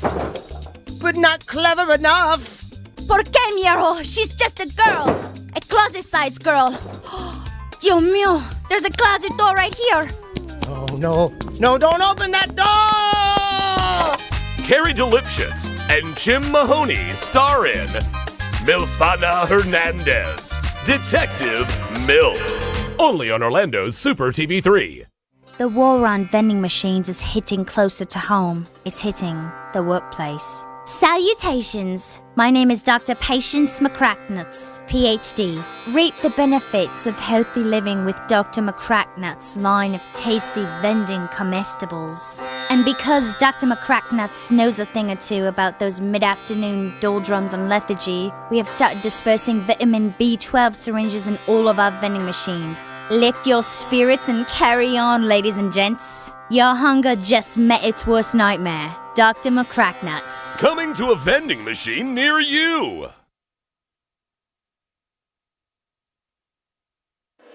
If you think having fun at the sports game is sitting on your hands, you need to call me, Jake Berman. Hi, I'm Jake Berman, and I've been getting under the skin of professional ball players the world over for decades. And now, I want to teach you how to heckle like the pros.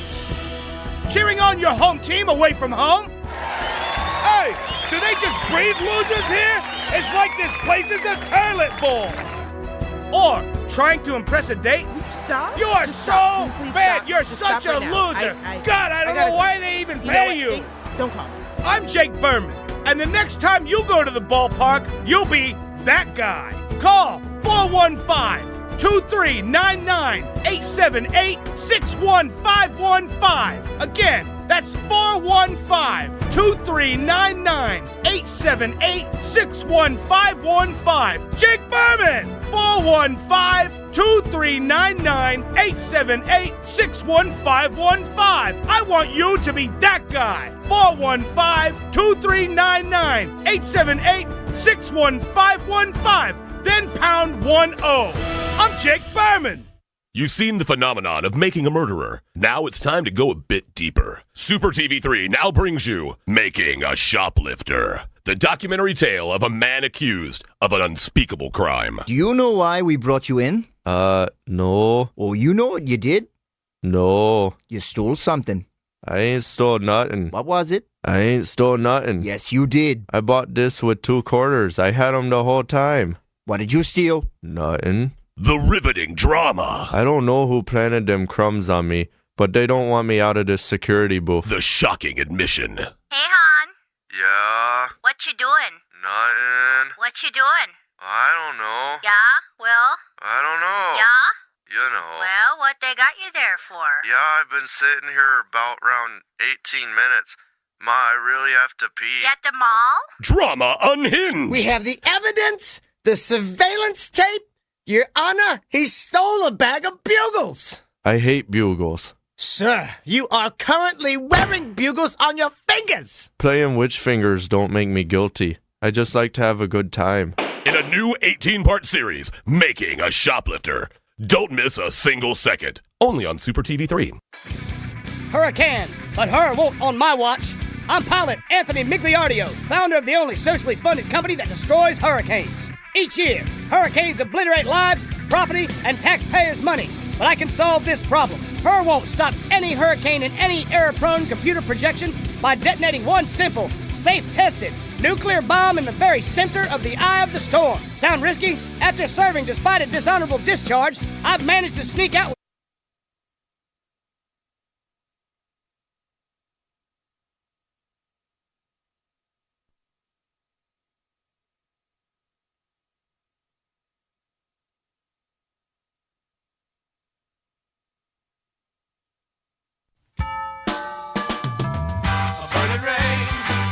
A song to stay, a shattered window singing I've seen everything. A burning rain, a song to stay, a shattered window singing I've seen everything. A burning rain came through my window as it crashed to the ground, making all kinds of sounds. And me, I'm never going to see the spaces in between.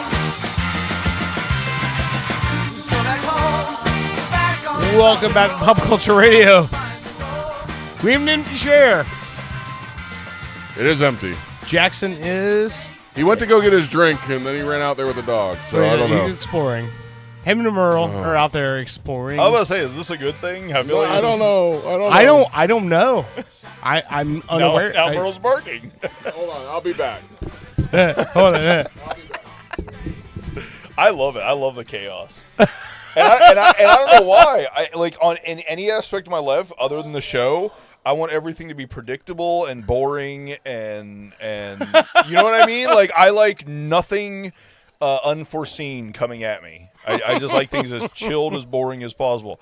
As soon as you put this mic in front of me, I'm like all the chaos all the time. Say all the things that I wouldn't dare say if I didn't have a mic in front of me.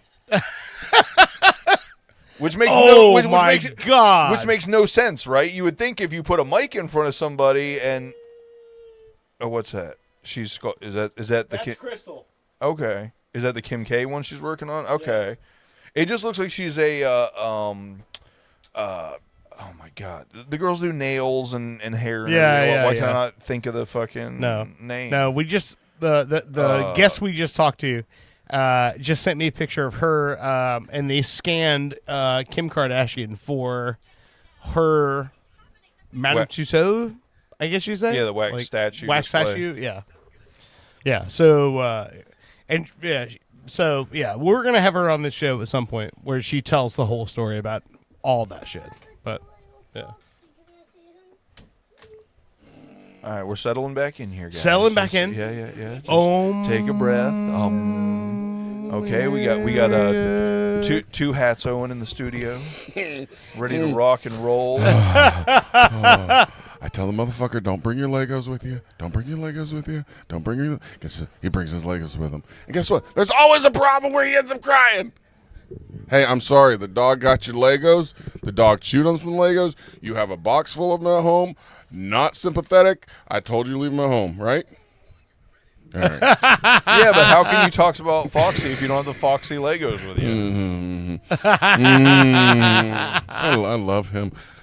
Remember, Owen, you love him. You know what's really gonna be fucked up is when they come out with Five Nights at Freddy's Legos? Lego sets, and then you got to deal with that. Hush your lip.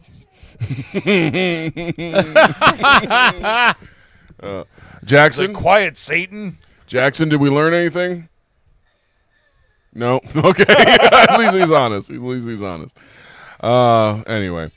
There's one other, because it's a happy show, we're going to talk about death some more. Okay. Oh, sure. There's one other death that happened. Yes. The Grateful Dead is totally dead. Yeah. They're done now. They actually live up to their name now, so. Bob Weir. And here's the thing. Bob Weir is the one guy that was like, when Jerry Garcia passed away, and that was like 95. Yeah. They continued, when Jerry Garcia died, they considered the Grateful Dead done. Yeah.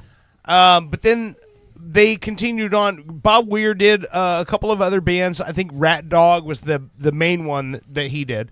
But then they came back together with Dead Incorporated in like 2015, I'm going to say, with John Mayer coming in and playing the Jerry Garcia parts, and they continued on for a while. But Bob Weir is kind of like, I know a lot of people gravitated towards Jerry Garcia because he's He has ice cream.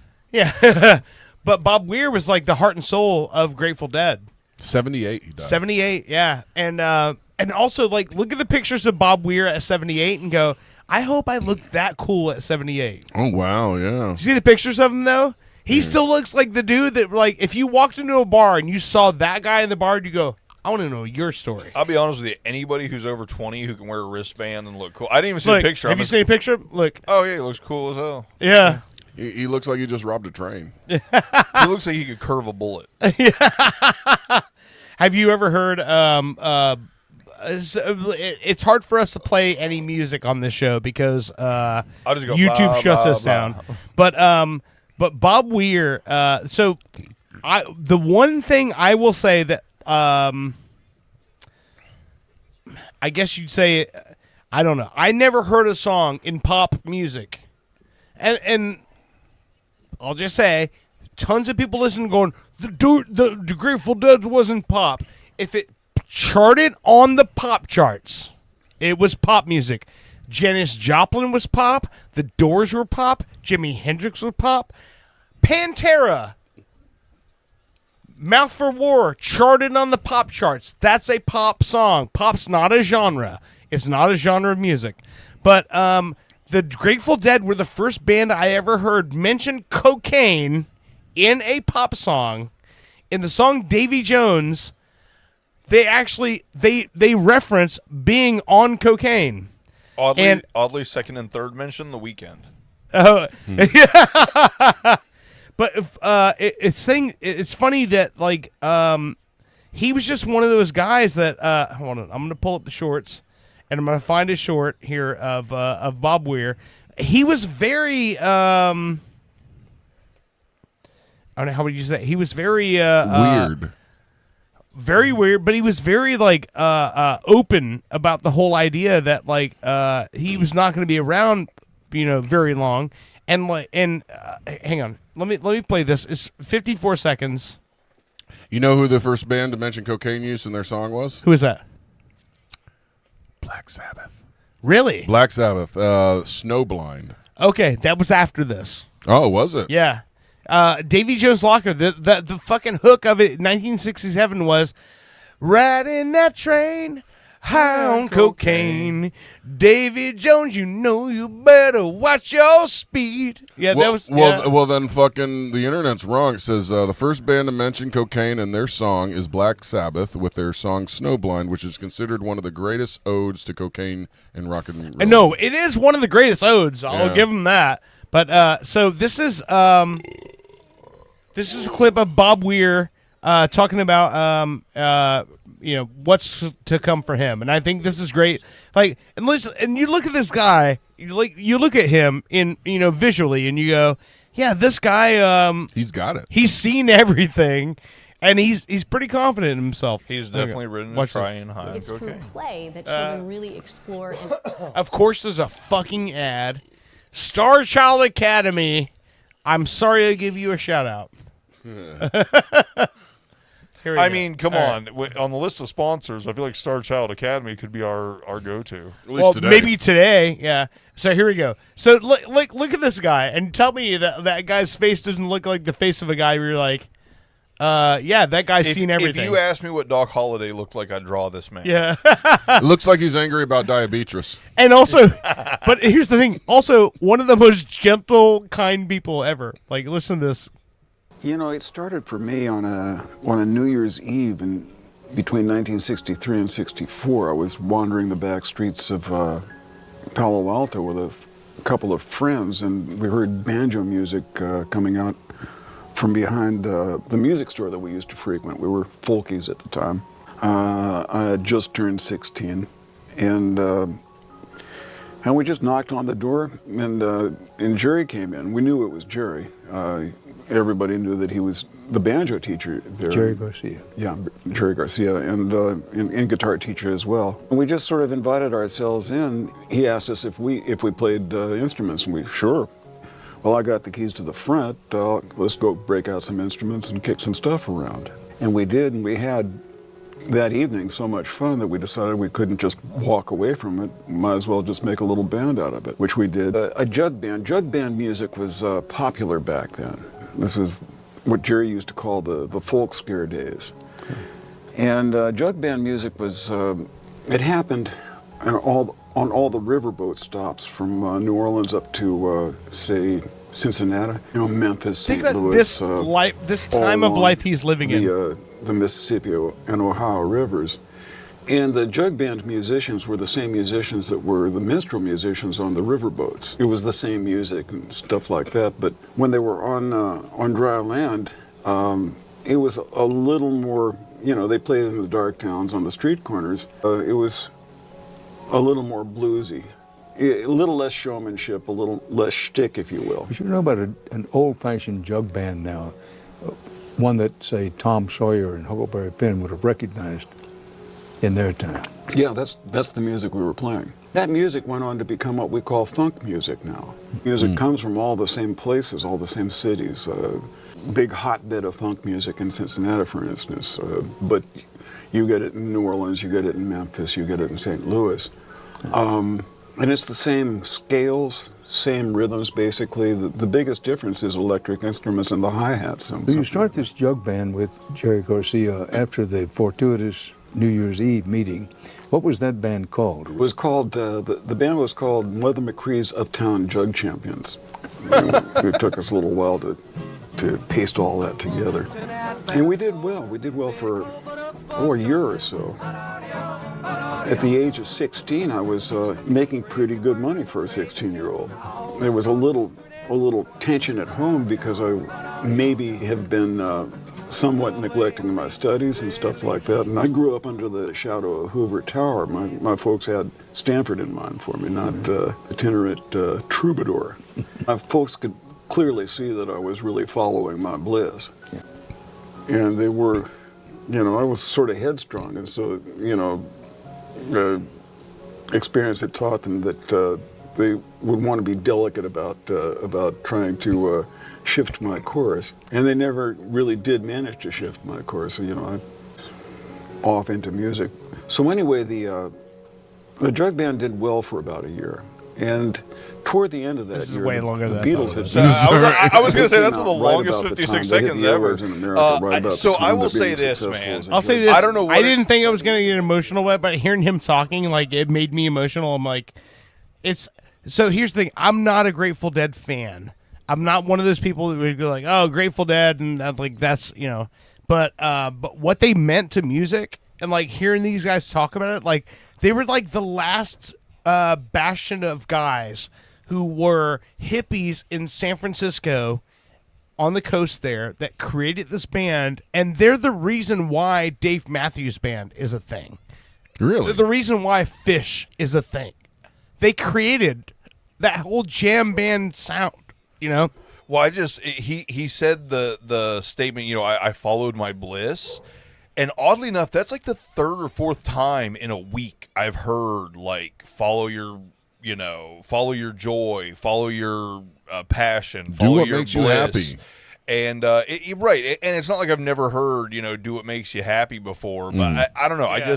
I feel like there's something going on with this podcast, and we're right there. And I'll be honest with you, the whole follow your bliss, I wouldn't even have known what that was until I started doing this podcast.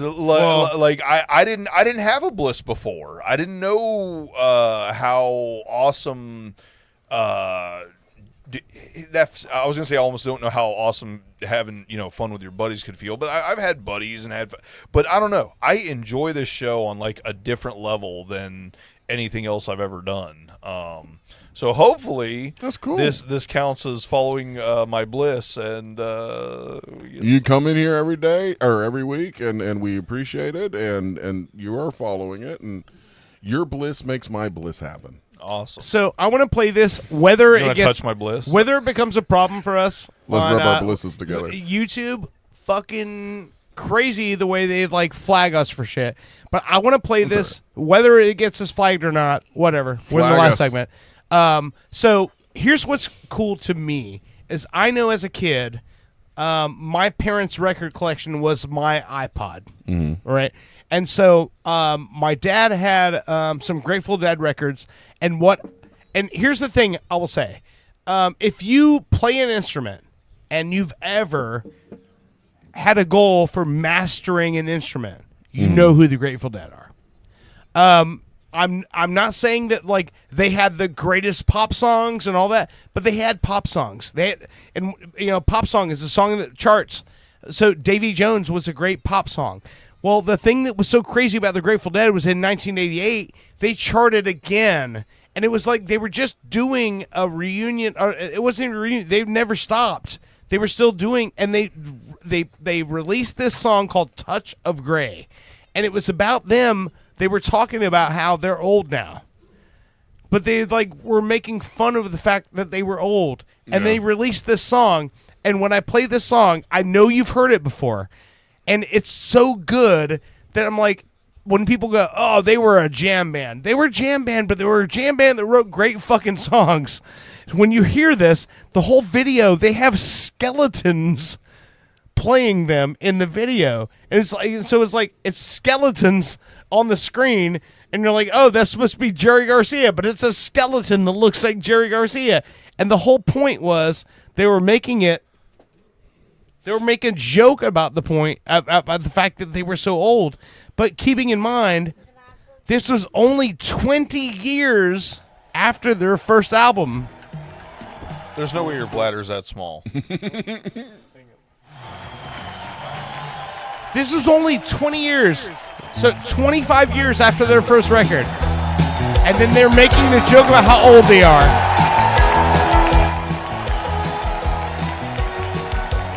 I hear cowbell.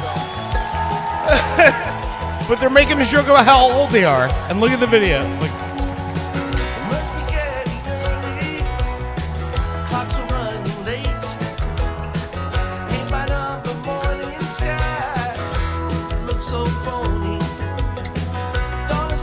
That's Jerry Garcia singing lead.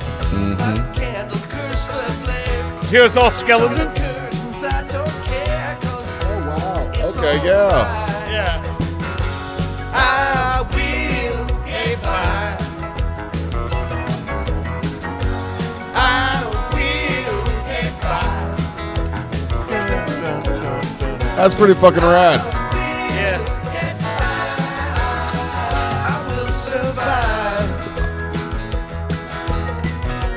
I love a good skeleton. Yeah. Gag. But that was that big hit in '88 for them, and it was like when that hit the charts, and people were like, the Grateful Dead after 20 years have another hit on the charts. Hey, a good song's a good song, man. Yeah. It doesn't matter if you only got one. Here's the thing I want to point out. So they say 20 years. You're echoing. I like it. He sounds like he's announcing. 20 years. It's like, oh, after 20 years, they have another hit. And like we look at that and go, oh, after 20 years, that's not that big of a deal, right? So I looked into it. So Pearl Jam has not had a hit 20 years since the first run. Wow. So you think about the first run of Pearl Jam, right? Yeah. And Pearl Jam, still to this day, one of the biggest bands in the world, right? Pearl Jam debuted in 1990. 20 years following, they still have not had another song that hit the pop charts. There are so many bands that we are still fans of and that we appreciate that have not done what those guys did and have another song chart 20 years after the fact. I mean, I can't. There's been plenty of bands who had songs that are like old songs that have charted again because of popular media or because a movie put their song out. But there's not been another band that I can think of that 20 years after they had a new song that charted. Right. No, I mean... Yeah. I mean, the only thing I can think of is Metallica, but that's rock. That's not pop, you know? Yeah, And well- I'm just thinking more number one. Aerosmith. I don't know. Did Aerosmith? No, they haven't had anything like new. Well, and would would Aerosmith be? So you said I actually wanted to delve into this. You said pop is not a genre of music. It's not a genre. So pop It's just popular means music. popular. Like what made it to be popular at that point in time? Yep. Yes. Right? Okay. No. Pop is an abbreviation for the pop charts. Oh, is it? Yeah. Okay, but it's okay, so, but hold on. What's popular? But what does pop chart mean then? Popular chart. Popular. Right? Billboard music. The Billboard music pop charts are the charts that everyone lives and dies by. But it can be country. But pop is short for popular, right? Popular. Yeah. So it doesn't matter what the genre is. Okay. If Blake Shelton, I never country knew artist, that. is yeah. So pop has nothing to do with the genre. I always just said that I like 80s pop, but that just means what music was popular in the 80s. Well, yeah, exactly. Yes. Okay. Yes. Yeah. I didn't. I learned something new every Yeah, day. yeah. I did not know that pop music. I didn't know that pop wasn't a genre of music. I Yeah. thought it was just what was clean and popular, but usually what hits pop charts is more like clean, happy, go lucky shit. Yeah, stuff you can play for anybody. But for instance, here's what's crazy. So we talked about it on the show a little bit, I think. My niece and nephew are like big into music now, and they asked for record players for Christmas. And so my niece asked for records from this artist called Leve from Iceland. And I was like, I don't know who that is. I'm like, but it's my niece. She wants these records. So I went online. I found her first album on vinyl, and I bought that for her. And so Christmas morning, my niece was so happy she got that record. Well, I dove into this artist. She's an Icelandic singer, and her dude.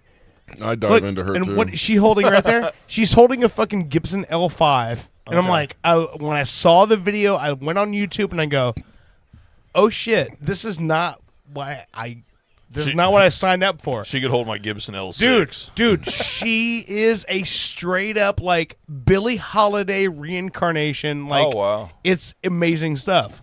And I would not know who that artist was if it wasn't for my niece asking for that record. How old is she before we make any more jokes? She's like 22. Okay, we're cool. All right. My nephew likes old jazz, like Miles Davis and John Coltrane and that stuff. So I'm like, that's cool to me. Like, that's the music they're into, and it was cool to me, like seeing like what kids are into. And I know they're She's not. 26. She's 26. Even I know better. they're Young not. lady. I know they're not. They're not the kids. Like, they're not. I'm not saying they're like the commonplace, but here's the thing. I'm gonna play one real fast because Leve, she has a song that I was watching her live from the Whiskey in L.A. And she has a song called Mr. Eclectic. And here's the thing. This song sounds like every big band song you've heard before, but listen to the lyrics of it because she's talking very unkindly about a man that she was in a relationship with. When people sing her songs, it's called a LaFay cover. Listen to this shit. This is the shit my niece is into. I was trying to think of a parents killing joke, but You think you're so poetic. oh yeah, yeah, fuck man. yeah, Is that dope? What? that's great. An ancient prose. Listen what she's saying. Truth be told, you're quite pathetic, Mr. Eclectic, Alan Poe. Makes me want to ride an elevator in a suit. Did you ever stop and give a wonder to just who you were talking to? The very expert on the foolish things that men have said to and win me. Oh, Dude, she's smart too. I'm reading about her. I want to drink out of a coconut right now. you think you're so interesting. No, that's fire. Oh, you think you're so interesting. Yeah, that's the shit that my niece is like, dude. I'm like, that Excellent. is fucking awesome. Earlier when you were playing that Large Marge thing, I was Yeah. thinking like there's such a lack of mood. I don't Mood even know if music? mood music, but mood sound effects or mood sound crafting. You know what I mean? Maybe a mood music, but it's just there's just a lack of that anymore. You go back and you watch, old westerns and stuff, and there's that.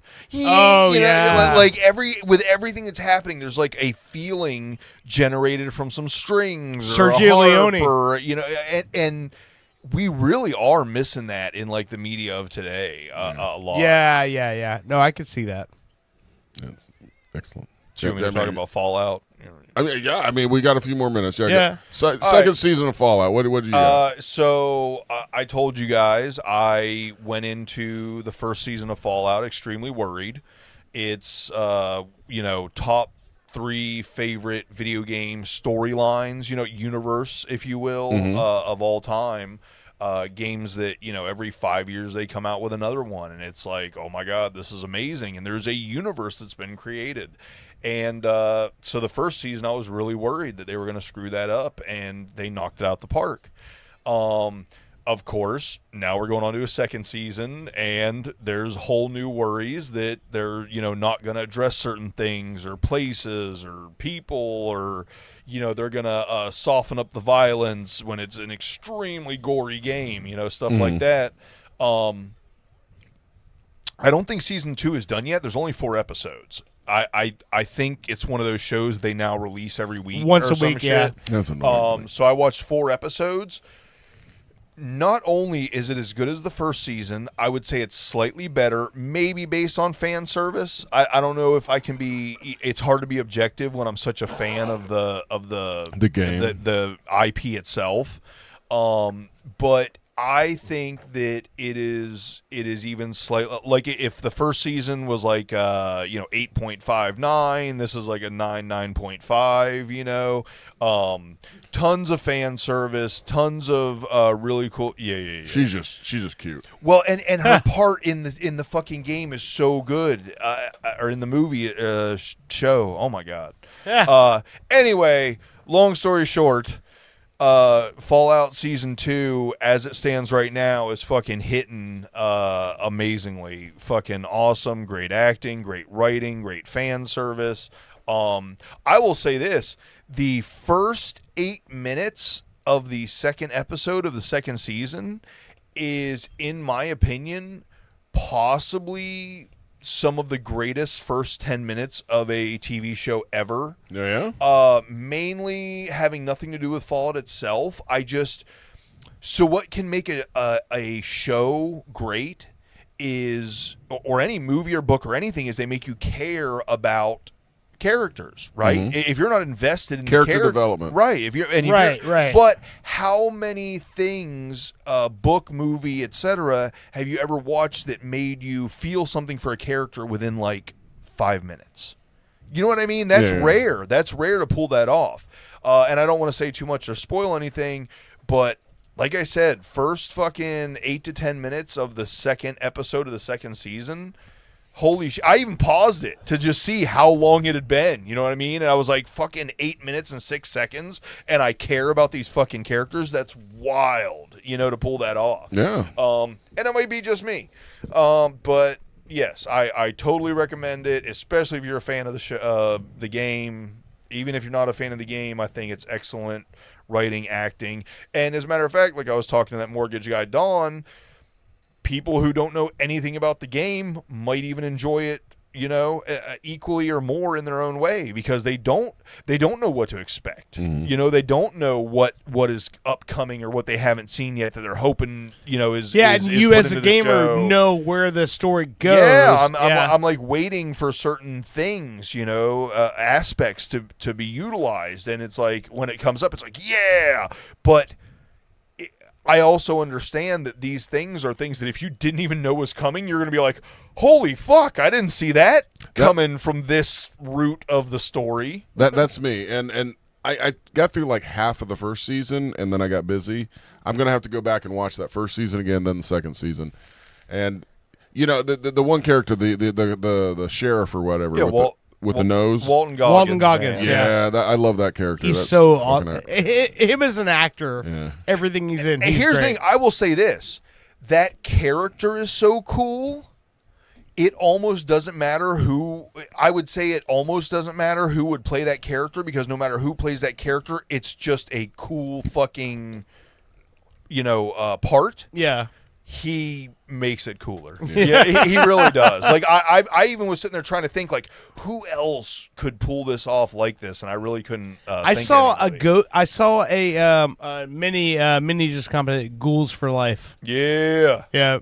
Oh, by the way, shout out to Minnie. Minnie did that shit. He opened for Mick Foley. For Mick Foley, and I saw the picture. I shared it with the group, Minnie, because now you're listening. I shared that picture with you and Mick Foley with the group.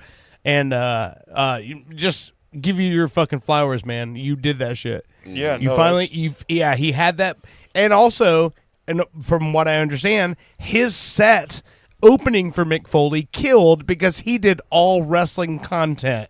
Awesome. He created an entire wrestling set to open for Mick Foley. Smart move, my man. And his comment to me, he said, people say don't meet your heroes. Well, sometimes those people don't know what they're talking about because he met Mick Foley and he said Mick Foley was glorious. Hell yeah. That's awesome. So, but what I was going to say is, speaking on all of that, there's a series that I watched this week. It's 4 episodes on Hulu. I don't know how I missed this, but it's a series called The Fox Hollow Murders. It happened in the early 90s, and it was about a rich guy who had this like sprawling estate in Indiana and had a habit of picking up gay men on the strip in Indianapolis and taking them back to his house, and then they disappeared. And then 60 people later, they're like, where'd all these people go? And they find out it was the rich guy in town that was doing it. Who the fuck it? Yeah. So, but I will tell you this. The series is so good because there are people who are still alive. Did he own a tiger? No. Not as cool. But he had an indoor pool, and his entire indoor pool and the indoor bar around his pool, mannequins everywhere. It's very creepy. That's not creepy. It's at all, very yeah. creepy. And I'm like, if someone invites you back to their house and they're like, come hang out at my house, have a couple drinks, and you walk in and there's mannequins everywhere, leave. Same thing if it's Danikins everywhere. Eric Von Daniken. Leave at that point. Oh, wait. Minnie said, thank you, man. It was amazing. Literally all wrestling jokes. He was everything I wanted him to be. Like, that's fucking Excellent. great. Yeah, that's awesome. That's cool. Yeah. All right, guys, it's getting close to the time where I might have to get out of here. Yeah, I'm hungry. Yeah. Before we go, I have something new that I'm going to try to do to get around this. Are you going to sing us again? No. Oh. I mean, I only want to hurt you guys once a show, not twice a show. Hurt me, Daddy. This new thing I'm doing, I'm going to play songs, but not the copyright songs. I used AI to change the songs a little bit. Like, Okay. here's an example. This is my favorite song from the Grateful Dead, since we were just talking about them. I sent it through AI. Let's see if you can figure out which song it is. And you might not even know the original. For some reason, AI likes to put everything that I do country. That's so weird. I wonder why. And some of these songs in their original form kind of sound country. I lit out for Reno. I was trailed by 20 hounds. You recognize this? Didn't get to sleep that Yeah. night till the morning came around. Set out running, but I take my time. You know the song? Friend of the devil is a Casey friend Jones. of No, mine. Friend of the Devil. If I Oh, get really? home before daylight, Wasn't Casey Jones in the Ninja I Turtles? just might Yes. get some sleep tonight. Anyway, Friend of the Wait, Devil. so the Grateful Dead wrote a song about the Ninja Turtles No. hockey player? I spent the night in Utah in a cave up in the hills. Set out All right, this is way running, too but I country. Good job, Oh, AI, yeah. for getting way Yeah. country. But Friend of the Devil, which is an excellent fucking song. Oh, yeah.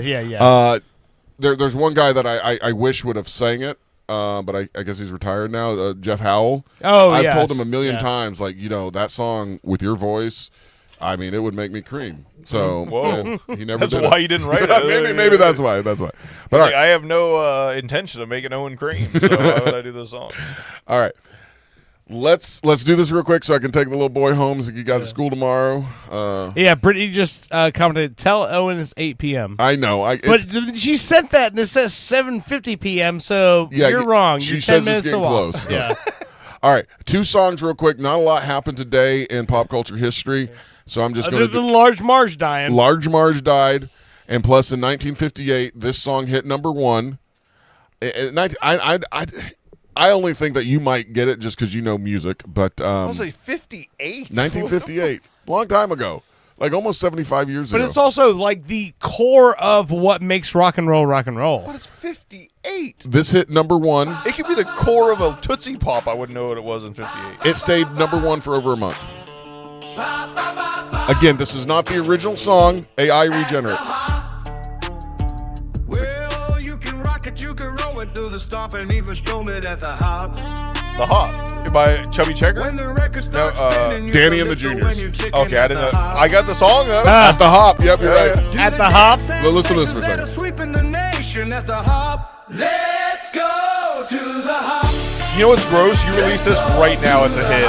I know. Yeah, I know. It's yeah. that fucking country rap like pop bullshit. Dude, I'm telling you, I'm gonna make a record of this bullshit, We'll go. and I'll be a star. You can really start to move it at the hop. Wow. Wow. Yeah. Go ahead and upload this. Yeah. I'll make $50 off this. Why not, right? Why not? I'm telling you, this would be huge right now if this came out.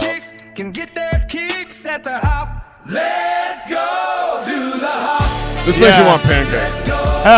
There's already line dances being made to this. All right. So yes, the Okay. At the Hop was number 1 for over a month in 1958. So Okay. I mean, and we're gonna bring it back and make it I was number thinking 1 again. Twist, not Hop. Yeah, right? yeah. That. All right. This one, the last song for the night, hit number 1 and stayed number 1 for I don't know about a week. So it's not that impressive. But What year? 2020. 1912. 2020. 2020. Okay. So not that long ago. So more modern.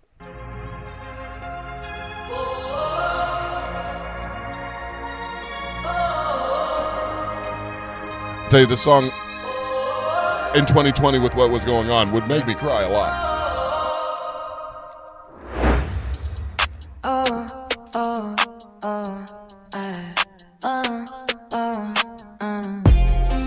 We couldn't turn around till we were upside down. I'll be the bad guy now. How'd you get to Rihanna to make a song for you? You recognize it at all, though? No. This Juice WRLD? I was thinking Juice WRLD too. Post Malone, Circles. Oh. Listen to the next part.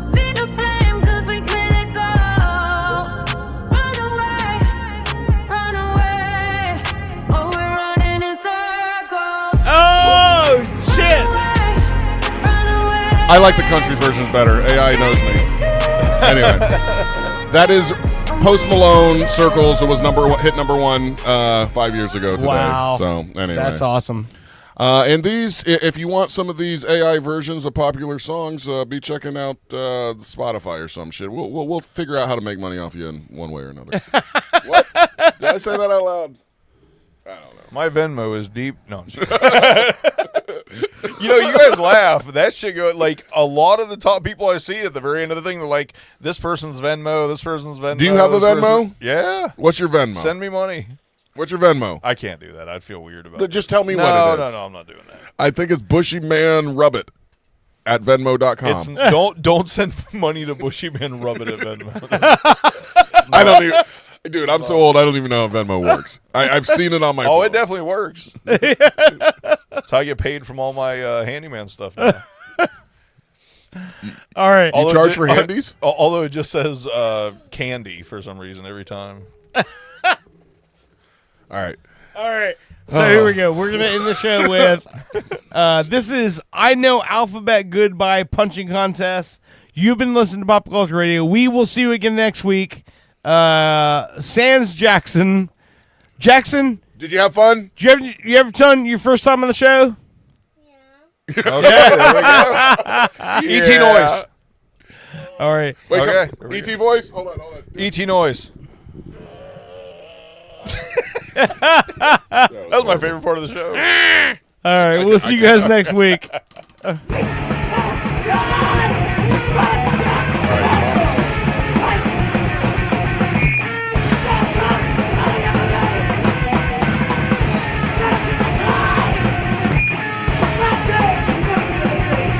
Owen Endurance Radio has been a Weird Florida production. Like and subscribe on your favorite platform.